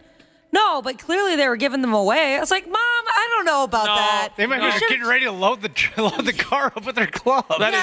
You should have checked this out a little bit further. And yes, I will go through them. To ask your mother if she was on the high side of Wyzetta recently. So, I mean, it was just aggravating that somebody would do that, but we're all so friggin' different now. And we, the stools were in decent shape. My wife stood to make a few bucks on the damn things, but the deal is off because some bonehead snatched them right off our property. I mean, I could see the confusion. I bet if they were up closer to the house, they wouldn't assume they were for free. I'm sure you're right. But at the end, I could see them being confused. I could see that being a completely innocent mistake. Thinking, but if there is not a sign that says free on them, why would you assume maybe I'm just giving these stools some air? Beer brewing and drinking Jesus said he had a buddy trying to get rid of a fridge. He put it on the curb with a note that said free, nobody touched it. So he told him, hey, it's because people think free means broken. So his friend put a $10 sign on it and someone stole it immediately. I've heard that before. Good idea. I've heard that, and sometimes maybe you price something higher than it even should be, and then that's kind of what gets people to go for it. I'm sure you're right, Josh. I'm sure if they would have been a little closer to the front door of our home, nobody would have walked up and taken them. And so my wife was kind of kicking herself. She's like, God dang it, why did I tell you to bring them so far down the driveway? We should have just put... And I said, don't be badgering yourself over this. It is absolutely wrong and ridiculous that anybody took those stools without a free sign on them. They probably thought they hit the jackpot that day. I hope they fall off the stool and get a concussion somehow. That just aggravated the... One more statistic here for you, and this one also had me chuckling earlier. We started this conversation on the junk that we keep in our garage. Some folks load it with so much garbage and nonsense because they're hoarders or for whatever reason. They load it up with so much junk that they can't even get a car in there. So let me see if I can throw this statistic at you and make it clear to you. 71% of people have bought something they knew they already had because they couldn't find the original. You follow what I mean by that, Ashley? I'm sure I've done that. Hey, where the hell is that popcorn maker? I don't know. With all the junk we have around the house, I don't know. But I know it's here somewhere. They just went out and bought a new one because they couldn't find the original. I do that with the spices all the time. Yeah, sure. My wife does that with groceries. She doesn't look before she goes to buy stuff. Oh. And the other day we had 40 apples. And I do have an apple every day because I'm trying to keep Dr. P out of our building, but it's not working. Apple a day, they say. And then she's done that with yogurt. There's stuff that goes bad, we can't have all this stuff here. Why can't she make that mistake with Doritos it's gonna last a while. Snicker bars? We're overloaded with apples and yogurt. Oh God! I get it though because there's nothing worse than getting home after the grocery store and realizing you forgot something that you desperately needed. Because I'm not going back. I'm not doing all that. I've got some stuff, Nick, I'd like to put at the end of your driveway if it's that good at getting rid of stuff. Yeah, it's decent stuff. I just don't want to chuck it. It seems to work. If you want it gone, put it at the end of my drive. Listen to these people, buck nuts, Jesus. End of the driveway is free game. Yeah, a lot of people are saying that. No, you're wrong. I mean, honestly, I might think the same thing, that it was free, or it was on its way to, the Epilepsy Foundation in Minnesota. They take clothing and stuff like that. You don't just assume it's free because it's towards the end of my driveway. No, I'm sorry. Where I grew up in Minneapolis, sometimes your car parked in the end of your driveway, some people thought that was free. Our garage was broken into enough because it was in the back and the end of our driveway. Jesus criminy, what's the matter with you people? Our neighborhood has one of those buy nothing groups where you post things online. You're saying, hey, I'm either going to throw this away or donate it. Could anybody put use to it? A crock pot or, similar things like that. And sometimes my wife will put things on there, and it's like, do we really want somebody coming to our house that wants a used set of measuring spoons? Yeah, I don't know why you're communicating with all these complete strangers online in the first place. And then I'll be taking a nap, and somebody will be coming to the door to get, like an extra package of paper plates or something. Do we really want these people knowing where we live and showing up at all hours of the day to get random knickknacks from us? It's kind of a little unsettling. Yeah, stop communicating with all these strangers. You're going to get yourself killed. And it reminds me, too. All right, that was a little dramatic. It was, but no, it reminded me of another story, though, back in the day, speaking of communicating with strangers online. When you do things when you're young and you look back and you're like, how did I survive that? I used to communicate with grown men and meet with them at, say, the gas station to exchange wrestling VHS tapes. Trade them. Yeah, Dana. When I was like 12 years old, riding my bike to a Burger King to exchange SummerSlam old VHS tapes with strangers. How I didn't end up in the back of a trunk dead, I'll never know. You have been hurt. That is so sketchy, dude. I know. I mean, the early days of the internet, too, actually, when there's like zero protection or able to track these people down or suss people out, I would just, he's got WrestleMania 10? Yeah, I'll go meet you at Snyder's. Man, I'm surprised you didn't end up on Dateline. We usually will just go to the police station. That's what I've heard is a new thing. They'll let you do a lot more safer than meeting a random dude at a fast food joint. Or you can use one of those like Amazon locker deals situations that they got going on. Oh, really? I'm not sure if you can use like actual Amazon. I just know that they're like that. They're those kind of lockers. My grocery store has some. Listen to this for just selling stuff online or donating stuff. Yeah, for selling stuff. I never heard of it. That's great. Yeah. We got people arguing back and forth. Smart. People arguing back and forth on our text machine about, what's the international waters on your property? What's the neutral zone? If you push an item to the edge of your property, is it free game? I'll go to my grave believing that it better have a free sign on it before anybody takes it away. And again, these stools I was telling you about were at the end of, not on the curb, not on the street. They were on my driveway. Yes, it was the end of my driveway, but they were still on my driveway. And somebody took them, and there was no free sign on them. We meant to sell these stools, and people are going back and forth. Listen to this story.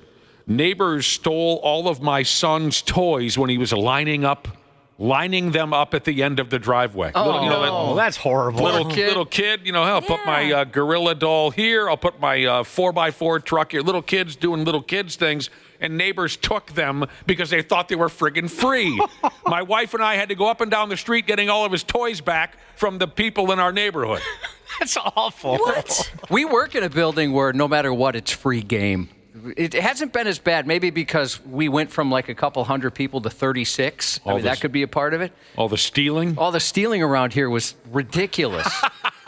It was never where, I could see how somebody would assume that was up for grabs. Like if there's 40 cupcakes sitting on the big table outside the studio, if you walk by, you could probably grab a cupcake.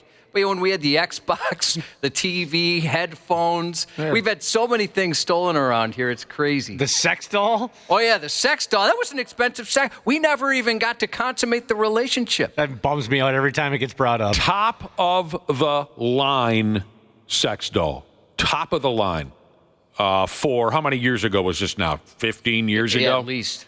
Top of the line, best sex doll you can buy. Josh and I spent hours selecting her appearance. We made rules about who could use what half and things like we had shared custody. Beautiful. We were going to destroy this thing. Sometimes individually, sometimes together. And it was stolen right out of the building. Not a word.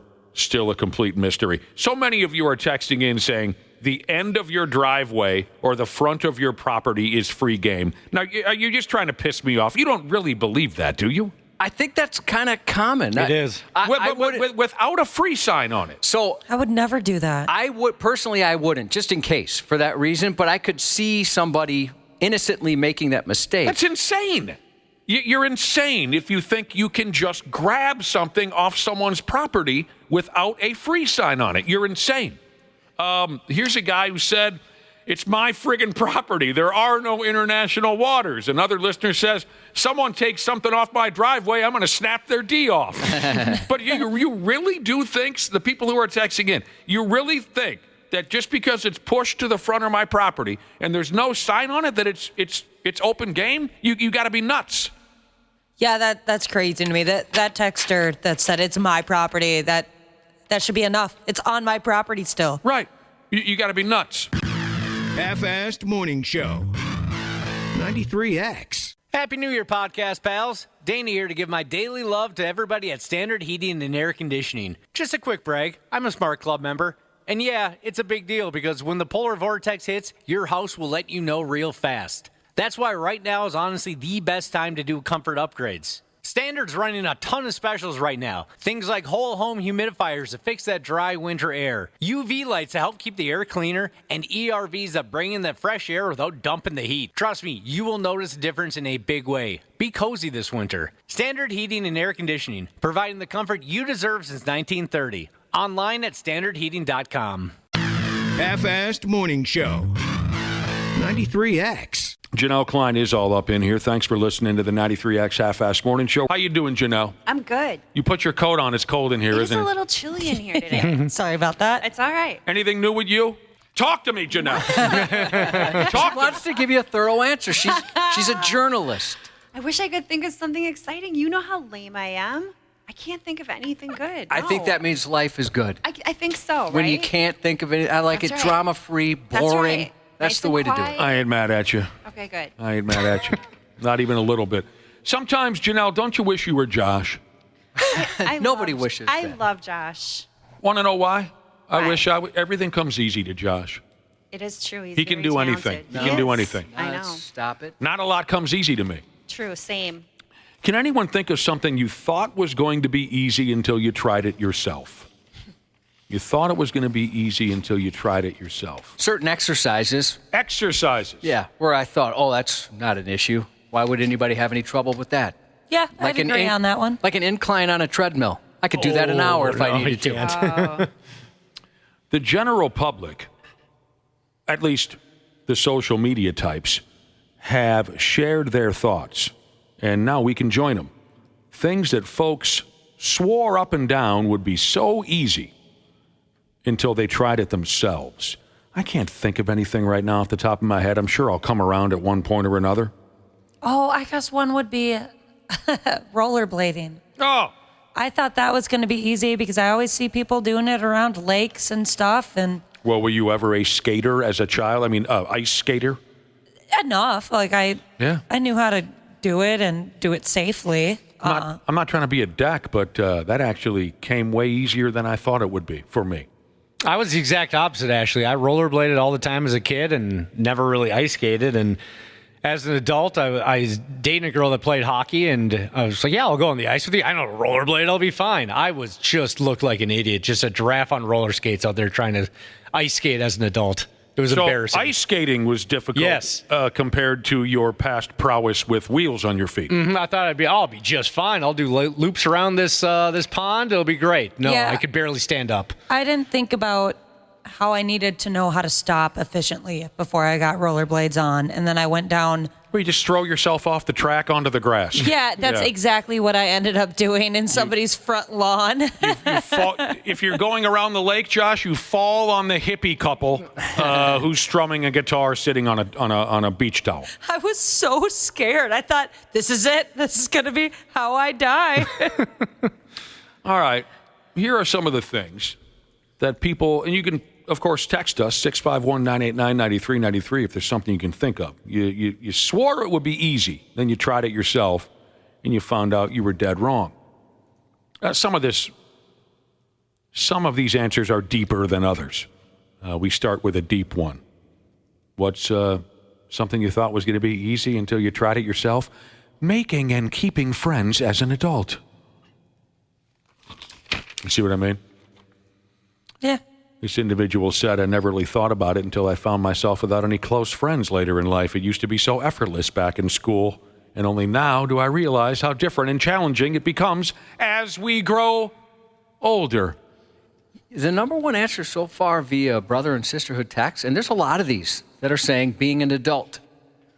And I understand, because I remember looking at adults thinking, they know everything. They've got the answer to everything. Look how smooth life is for them. They know how to do everything. They have, they can answer any question. They pay the bills on time. They keep the cars running. They keep the house running. Made me feel. I mean, I know I was lucky. I had a good household, and I know some people didn't have that experience. But for me, that's how I looked at it. Like, I can't wait till I'm their age. I'll have all the answers. I recently turned 50. I thought, my God, I have failed. I know not. I feel the same as when I was 16. So the number one answer is adulting. Yeah, that's the number one answer via text here, certainly. And back to making friends as an adult, as opposed to when you were a kid, I guess the question is, do you care?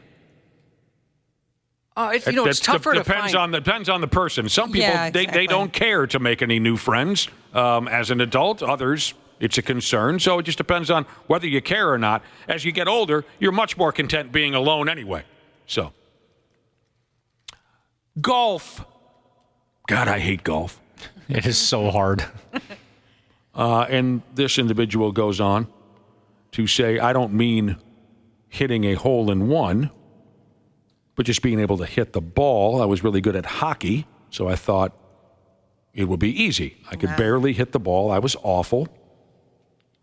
Okay. I've tried it a few times, golf. It's just not consistent. Like, your shots are never consistent. But that's how golf keeps you coming back, is that you can have 20 bad shots in a row, but then you get one good drive, and you're like, oh, yeah, this is why I do it, baby. I'm back. I never assumed golf would be easy. No, see, that applies to a lot of these answers. Why would you ever assume some of these things would be easy? What's another one here? Well, I'll get to it, but I'm glad you said that, because a lot of these answers I said to myself, well, why would you assume that would be easy? Why would anyone assume that golf would be easy? Candy Jesus said that everyone told me wake surfing was easy. I must have drank half the lake, gotten countless water enemas, sinus blast for an entire summer before I was able to get up and stay up. Oh, yeah, that sounds really hard. You're behind the boat and you ride the wake. Yeah, I see that all the time out on the lake. Never tried it. Ashley, I don't want to hear any of your complaints about the struggles you have on the golf course. I don't. Because if you remember, a year or so ago, I gave you the option of free lessons from a club pro. Oh, I took him up on one of those. On one of those? Yeah, I felt bad going back to him again. Well, you should have said something, because I see the guy at the bar and he goes, yeah, your gal Ashley ditched me. Oh, I didn't know he wanted me to keep coming back. He wanted you to keep coming back. Oh, that is so sweet. That's right, he I'll did. have to hit him up again then. Maybe he's not interested anymore. I hope his feelings aren't too hurt. His heart was broken a little bit. I didn't want to be annoying, but he really did help me quite a bit. That's what makes him a pro. Okay, what else is something you swore would be so easy, right until you tried it yourself? Well, this falls into line with being an adult. Deciding what to have for dinner every single night. It sounded so easy when I was a kid. Oh, my gosh. That will be the death of me. Why is it such a problem? It's just exhausting, because trying to figure out what me and my fiance both want for dinner, and every time I ask him, he has two of his favorite dishes that I make, and he always says those two dishes.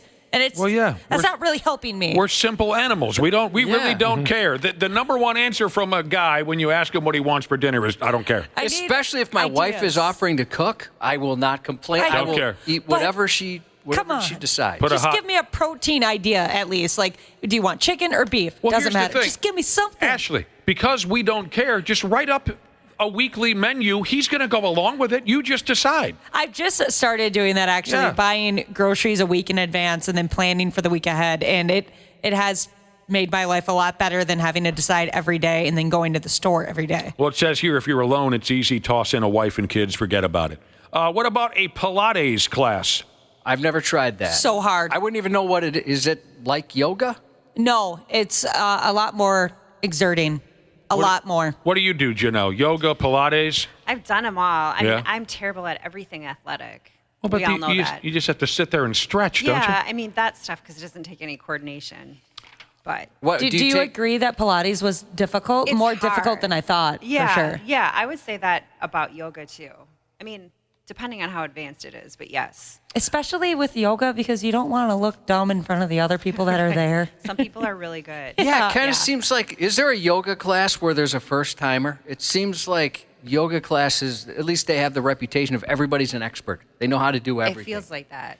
I agree with a lot of people texting in, and I felt the same way. When I saw bowling, I thought it would be easy. Oh, bowling. First time, Yeah. first time I saw someone bowl, I thought, oh, that looks fun. I could probably do that. And then I realized there's so much more to this than how it looks. No, you got to do it without the bumpers. This is hard. I still remember to this day my score first time I went out bowling, and it was a birthday party for a little friend of mine. We must have been, I'm going to guess we were in second grade or something.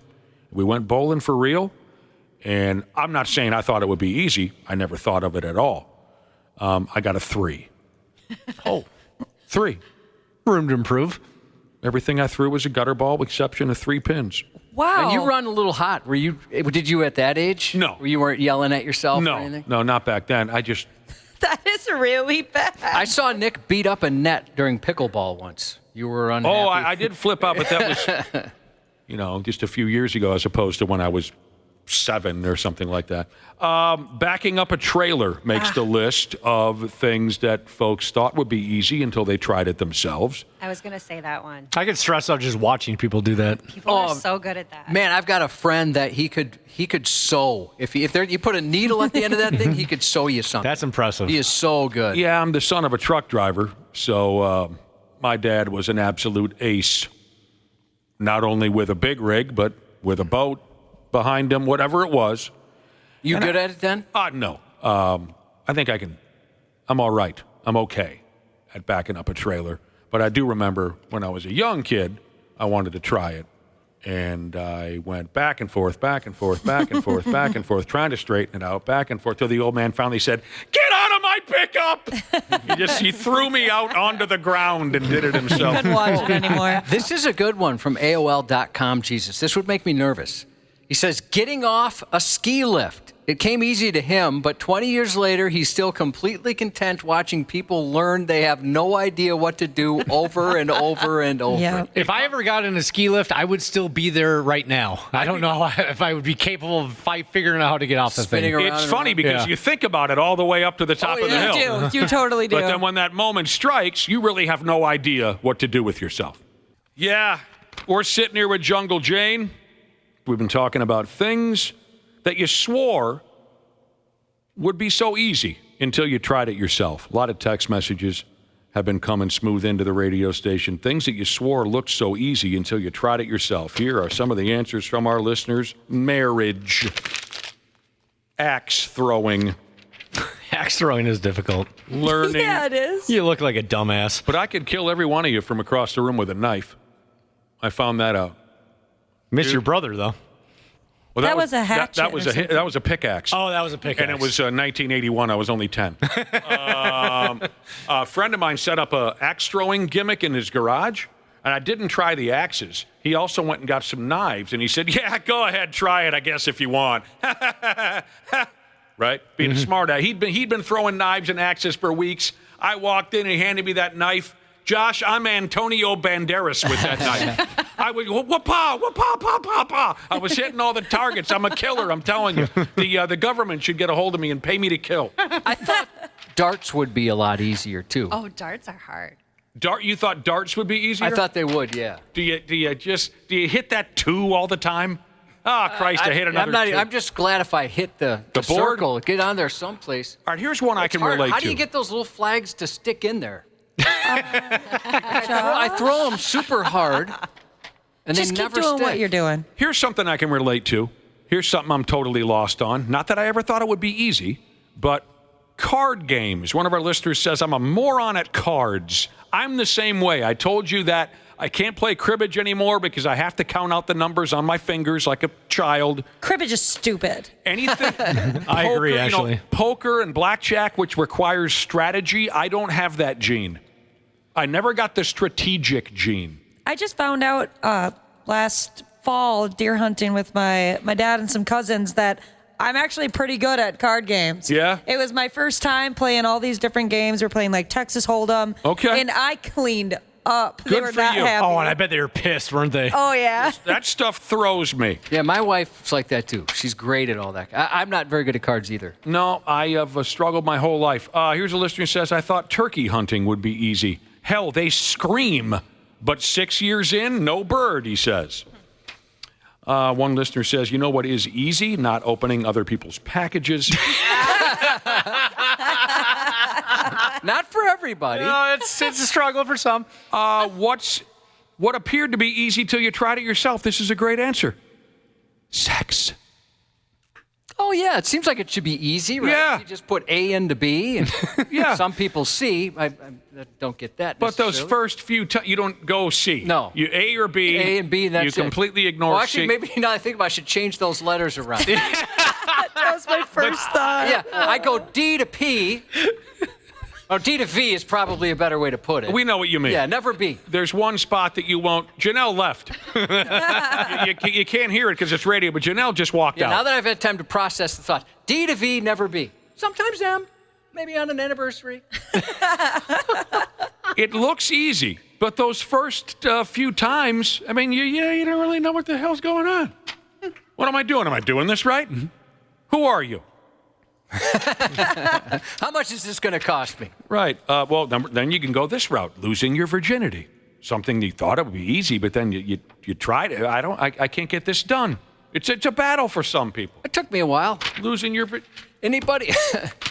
This person says they have trouble with spelling. Spelling. I'm not a strong speller. Yeah, there was one time you remember you're like, oh crap, I think I spelled genius wrong. I did. You called yourself a genius. I was trying to refer to in a text. I was trying to tell a listener that I am a genius. Someone was being critical of me, and I said, "You don't know who you're messing with, pal. I'm a stinking genius." But I did not know how to spell genius. I had to ask Josh. Yeah, that was pretty good. Did I take the longest? I was 18. Anybody older? For virginity? Yeah. Yes, you did take the longest. Yeah. Of anyone in town. I won't say anyone in town, but yeah. Congratulations. The whole town? All of We did a straw poll, Josh. all of Penisville. Janelle didn't answer. Yesterday we visited Penisville. Oh yeah, did Oh, you know is it- Nick's the mayor of Penisville? I did not. Yeah, if you listened yesterday, you'd get a lot of the jokes we're telling today. This is funny from a listener. Hockey. Now, he's a hockey dad. And he said, there I am up in the bleachers hollering at the kids. Hit the brakes, turn around, put the pressure on, skate. Right? He got out there for the parents versus the kids game, and he said, I looked like a drunk penguin. Army mechanic Jesus said, setting up a new TV with all the apps and the passwords. Sure. Never even tried it. Such a pain. Never tried, because I know I would fail. Losing weight is another answer to something that you thought would be easy, but by damn, when you tried it yourself, it was a real struggle. I just thought of one. I was struggling with it yesterday. Hanging up pictures when you actually want them to be straight and perfect. Oh, right, yeah. You know what? Holy cow, that's a long process. I've used a laser level, especially when you're trying to put two at the same. Yes. Yes, Josh, I was trying to put 3 at the same height. Oh, see, and I got something like that going on right now. You got to get out the steel rule. You got to get out the level. I've gotten better at it, but yeah, the first time you really make an attempt, you know, when you're a kid, hang a picture, beep, there it is. But when you try to make it look good and even, here's a guy who said playing the guitar. Thought it would be easy. It looks easy. I mean, there's guys that make it look super easy. Right. And that's what's frustrating. Then you pick it up and you're like, okay, I'm an idiot. Another listener says pegging. I should have started smaller. Yeah. Janelle, you make everything look so easy. Just like Josh, the two of you. Right. Did you think that being on camera was going to be easier than it is? No. No, you No. thought it was going to be tough? Yeah, because I'm just not a natural. at that stuff. You seem like it. No, I've worked with a lot of people that I think are just they're performers and they like speaking and they like being on stage and Or they like the attention. They like the attention. Do you get nervous before? Sometimes. Is it different? Are you even nervous like when recording versus going live? No. And I would say not nervous live. You know when I don't like it is like if it's with a live audience of people that are looking at you. I don't like that But too you're so much. good at you get asked to host things all the time. Yeah, but like a lot of times the crowds are so big it doesn't feel real. I actually think I have a harder time in front of like 30 people than I would in front of like 30,000. As weird as that sounds. Well, yeah, because you can see the disappointment. Yeah. See people checking their phones. All of that. Especially if I know them, then I'm really nervous.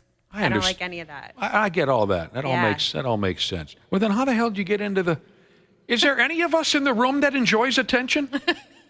No. Well, then what the hell are we doing here? Well, That's the I just weird wanted thing to work about with you no matter what it was. What's that? I just wanted to work with you no matter what it was, and they said, oh, "Well, this is what you got to do." I think there's an assumption out there that the fact that we fell into this business. Now, some would say chose this business, and I'm including television with radio, Janelle. Yeah. Some would. Well, why did you choose this line of work? I don't think any of us actually chose this line of work. No. We got the job and we're going with it. That's so true. And they probably assume that because we're here, we enjoy attention. I don't think any of us really do. People probably are having the hardest time believing me, but I am not by far. I'm not the loudest guy at the bar. No, you're definitely not. I've hung out with you at the bar. You're not the loudest guy. I don't seek that kind of thing out. Maybe you don't believe me. Maybe you don't believe all of us. But it's odd that this is where we stand or sit now after all these years when we really don't crave that much friggin' attention. Way less than usual, I would say. But, you got to pay the friggin' bills. What was I going to do? Oh, for Christ, now that I think about it, I should have just kept driving the Zamboni. But anyway, you don't pay your bills. You just had an issue with that yesterday or 2 days ago. That was funny. What happened? I know we're running late. But God. So, Nick likes to write out checks and mail bills. Yes, I do. Very cute of you, yes. Yeah, he does. So he'll bring in his checkbook. I brought in my checkbook and his little yesterday. calculator. Yes. And so yesterday he was paying his bills, and we go up front, and he goes to put it in this is where you send your bills little basket. Basket, the office mail basket. And he goes, oh, my God. There were ones from last month, or was it even 2 months? 2 months ago. Yeah, 2 months ago. There were 2 bills that I wrote out all nice and put them in the envelope. Stamped and I them, licked the envelope. yeah. I put the stamp, and I wrote out, and I saw 2 bills are in the outgoing basket that I put in there 2 months ago and nobody mailed them. No. So I had to make a couple of phone calls yesterday calling these companies saying, yeah, sorry, you probably think I'm a deadbeat prick, but it's just our mail person didn't deliver they didn't believe me. Oh, that's You guys have a mailbox in your parking lot. Yeah, that I know. I've used. I know. But Does that one? Oh, we do. I didn't know if anybody actually checks that. I put stuff in there. I so do, I hope so. but when I'm feeling really lazy, Janelle, I just leave the letters here in the mail basket. I wish that was on air yesterday. Your reaction, just confusion. I was friggin'. Why do we have this? It says outgoing mail. Yes, I was confused and pissed. Because now I look like a stiff to my plow guy. That's embarrassing. And the guys that water my lawn once in a while. They think I'm a friggin' bum. Oh, I know those. I use the same guys they're so high they didn't even notice. They get pretty high. Sometimes when I blow my nose, I get a boner. I don't know why. It just happens.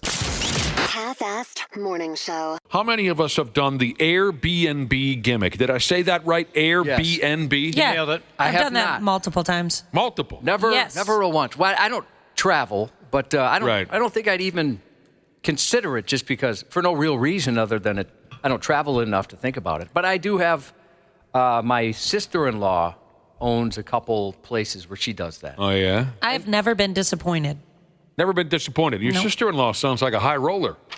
Well, no, she's doing pretty good for herself, I guess. Not like a high roller, but doing pretty good. Owns multiple properties that she rents out to suckers? Yeah, she has 2 extra properties. That's the life. And once there's like a big event in town, like the Super Bowl and stuff. She really rakes them over the coals. She made a killing. Yeah. Because her place is in Minneapolis. You want to spend the night at my place, huh? $50,000. Oh, it was crazy. I should have, well, it's probably a rude question. But she did tell us at one point, what she was renting it out for, and it was outrageous. She rakes all those football nut jobs over the coals. Any big event like that, they do real well. Ashley, multiple Airbnb trips. Dana, Airbnb. Yeah, plenty. I don't like them, though. I find it kind of weird. I tried it once or twice, and I also found it to be kind of weird. I never I'd thought much it was rather weird. stay in a hotel. Me too. You never thought it was weird? No, but I guess I always book like the whole place, so there's nobody else there. There's like, well, yeah.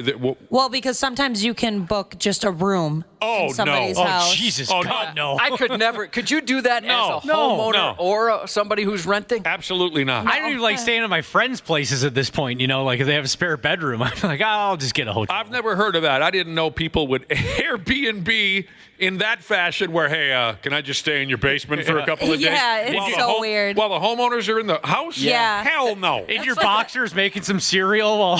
That's how you get stabbed to death. That's how you get molested. I don't know how those people make money because I would never, ever do that. My parents' best friends did a bed and breakfast way up north, and it was just like that, right? It was their house, and then they had a room that families would rent out, and No then they'd make chance. them breakfast and stuff. It was even weird with that being my parents' best friends. It still Yeah. felt kind of odd to me. Well, I got to get back to this Airbnb thing, but another side note. Hey, I understand there are certain times when you got to do what you got to do. When times are tough or the chips are down or whatever the cliche might be, I understand sometimes you just got to do what you got to do. But one thing I've never understood is people who will answer one of those roommates wanted ads where you split an apartment with a total stranger. Hey, I got at this apartment. I need to split the rent with somebody. Any takers? And then a complete stranger will say, well, yeah, I'll live there with you. I could never do that. Again, I understand that sometimes you got to do what you got to do. A buddy of mine went through with that once. He needed a place to stay, found an ad in the paper where a guy said, look, I got this apartment. I need someone to split the rent with. My buddy agreed, and it turned into a horror movie. I would worry about that for sure. It was the guy who rented him the room was a friggin' maniac. Anyway. Yeah, because you're not... Your luck doesn't have it where it's going to be a lady that's in town for the Swedish bikini team finals and they just need to stay there for a month. That's not going to happen. No, it's usually going to be someone who's impossible to live with because they've gotten to the point now where they're asking strangers to move in with them. That's a good point. Local 34, Jesus said, just give me a hotel. I don't need some sicko watching me shower. That'd be my fear. Hey, somebody could be doing that at a hotel, too. Yeah, that's true. How many stories have we talked about? Yeah. It's never at a hotel, though.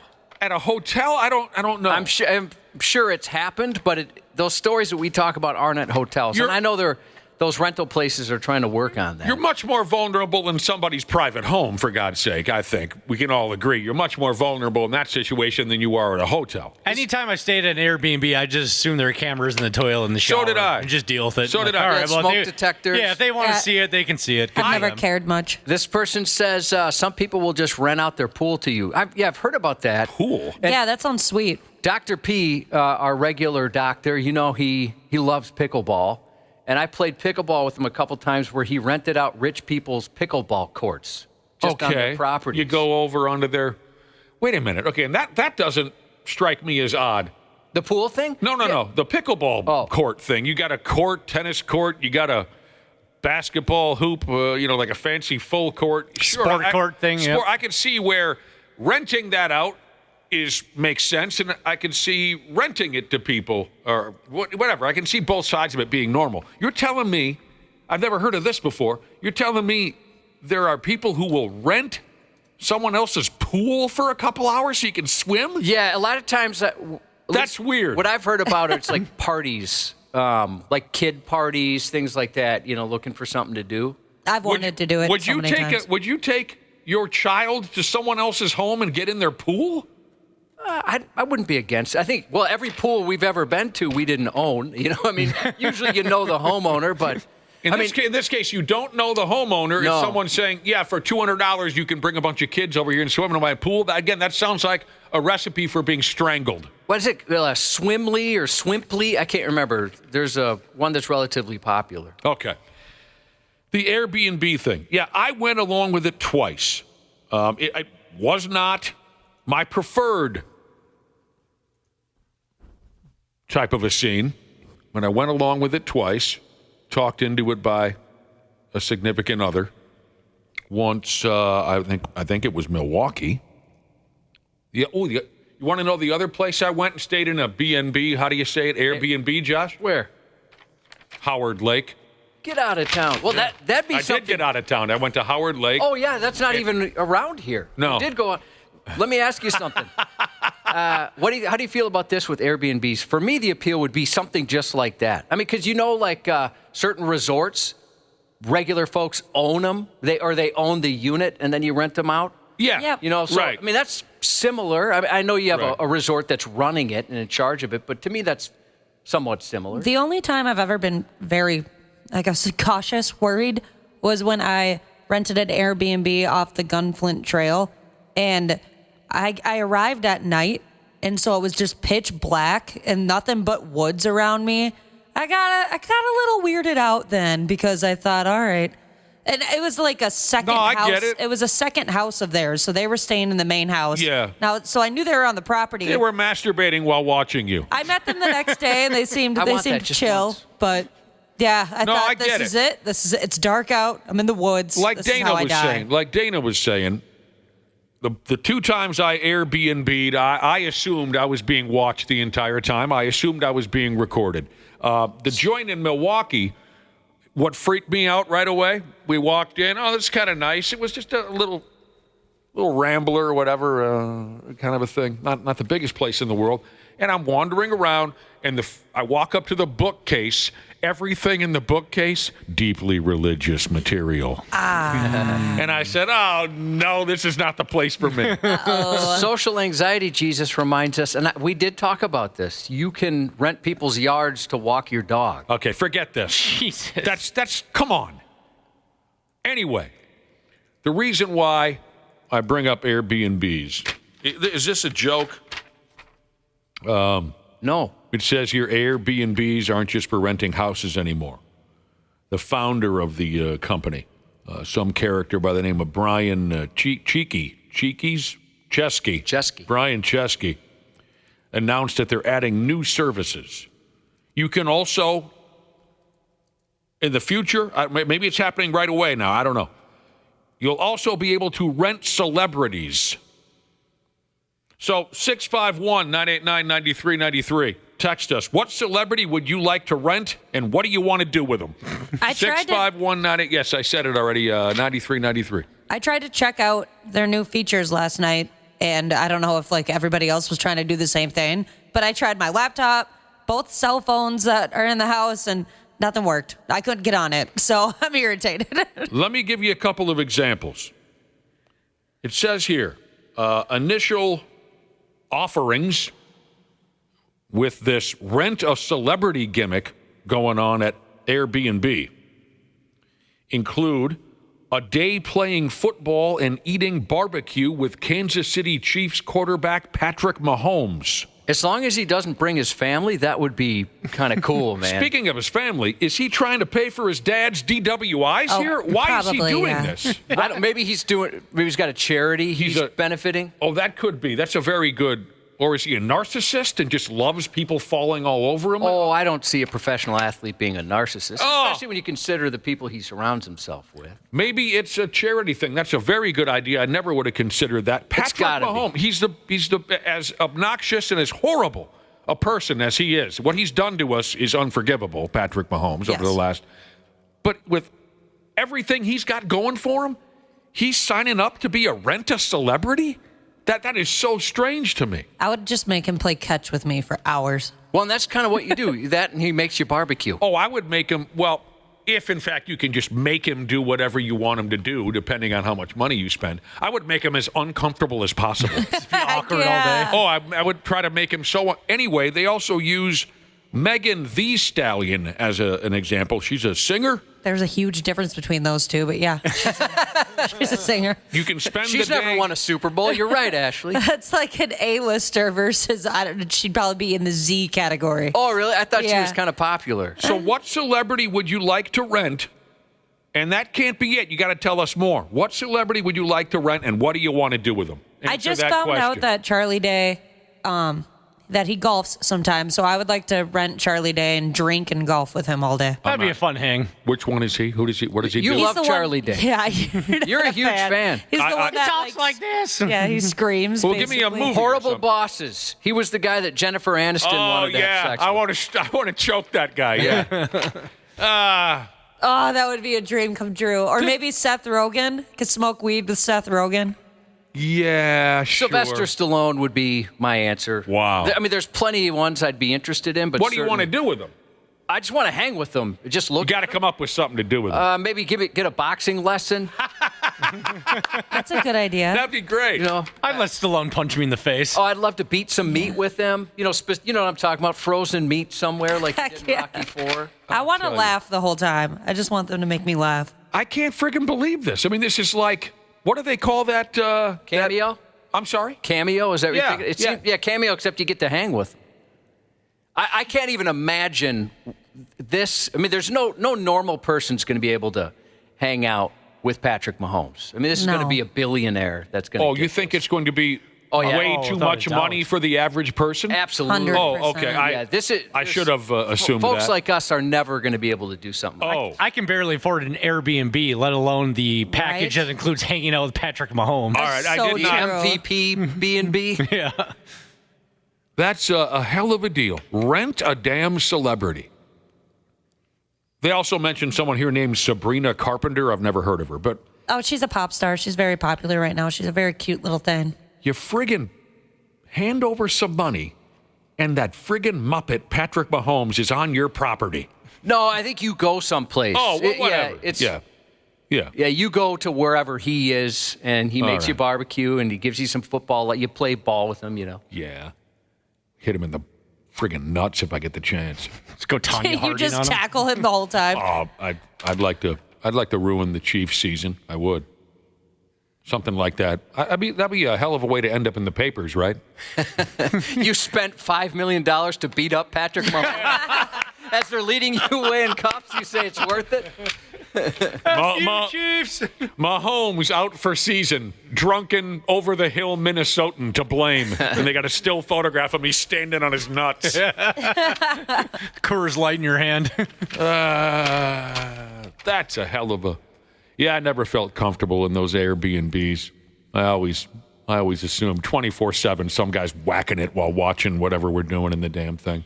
Absolutely. Especially, well, there's one I stayed in New York where it was an apartment that we rented as an Airbnb, and the woman was there, and when we got there, and she gives us a spare key, and she goes, yeah, I'll just be down the hall at my boyfriend's place. Oh. So it's like, oh, so you're going to be right down the hall, and you have keys to this place at all times. Oh. And then you walk around and you see like their family photos and stuff. It's just very kind of unsettling to me. Yeah, It I've is. never stayed in, I guess, it's always been like their second house Sure. or something they've created on their property. I've never stayed in somebody's actual family home. So you have been watched.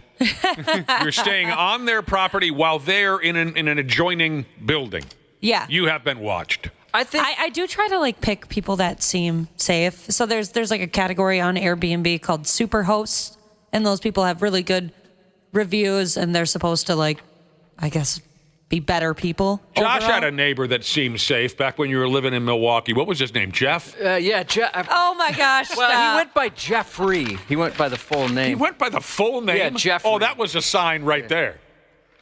I usually pick women too. No offense Me too. to the men out there, but I've been doing that my whole life. I'm on a spectrum. I mean, I could whatever you throw. Either at me. way. yeah. I'm not picky. Josh is Who am I? he'll go one way, he'll go the other. Who am I? What about? So I thought the appeal, kind of Airbnb, aside from the location, was in some cases you get to see how the better half live. Right, you Oh. rent a Yep. house. Oh, I didn't consider that either. Yeah, you can rent a house with like a pool table, hot tub, that kind of stuff. Yeah, with like a bar in the basement or some video games. Oh, we always pick just the cheapest joint. Or they have the cool, like unique ones where you can rent like an yurt or a yurt. Is that what it's called? A yurt? Yeah. I always stuff thought that. like what, some of those fancy tree houses would be kind of cool. What in the- Yeah, oh, same hang on, you here. got to take Isn't there it. a boat here? Like a guy has a pirate ship or something like that on the St. Croix? I Oh, thought there that was sounds right. somebody here that had something.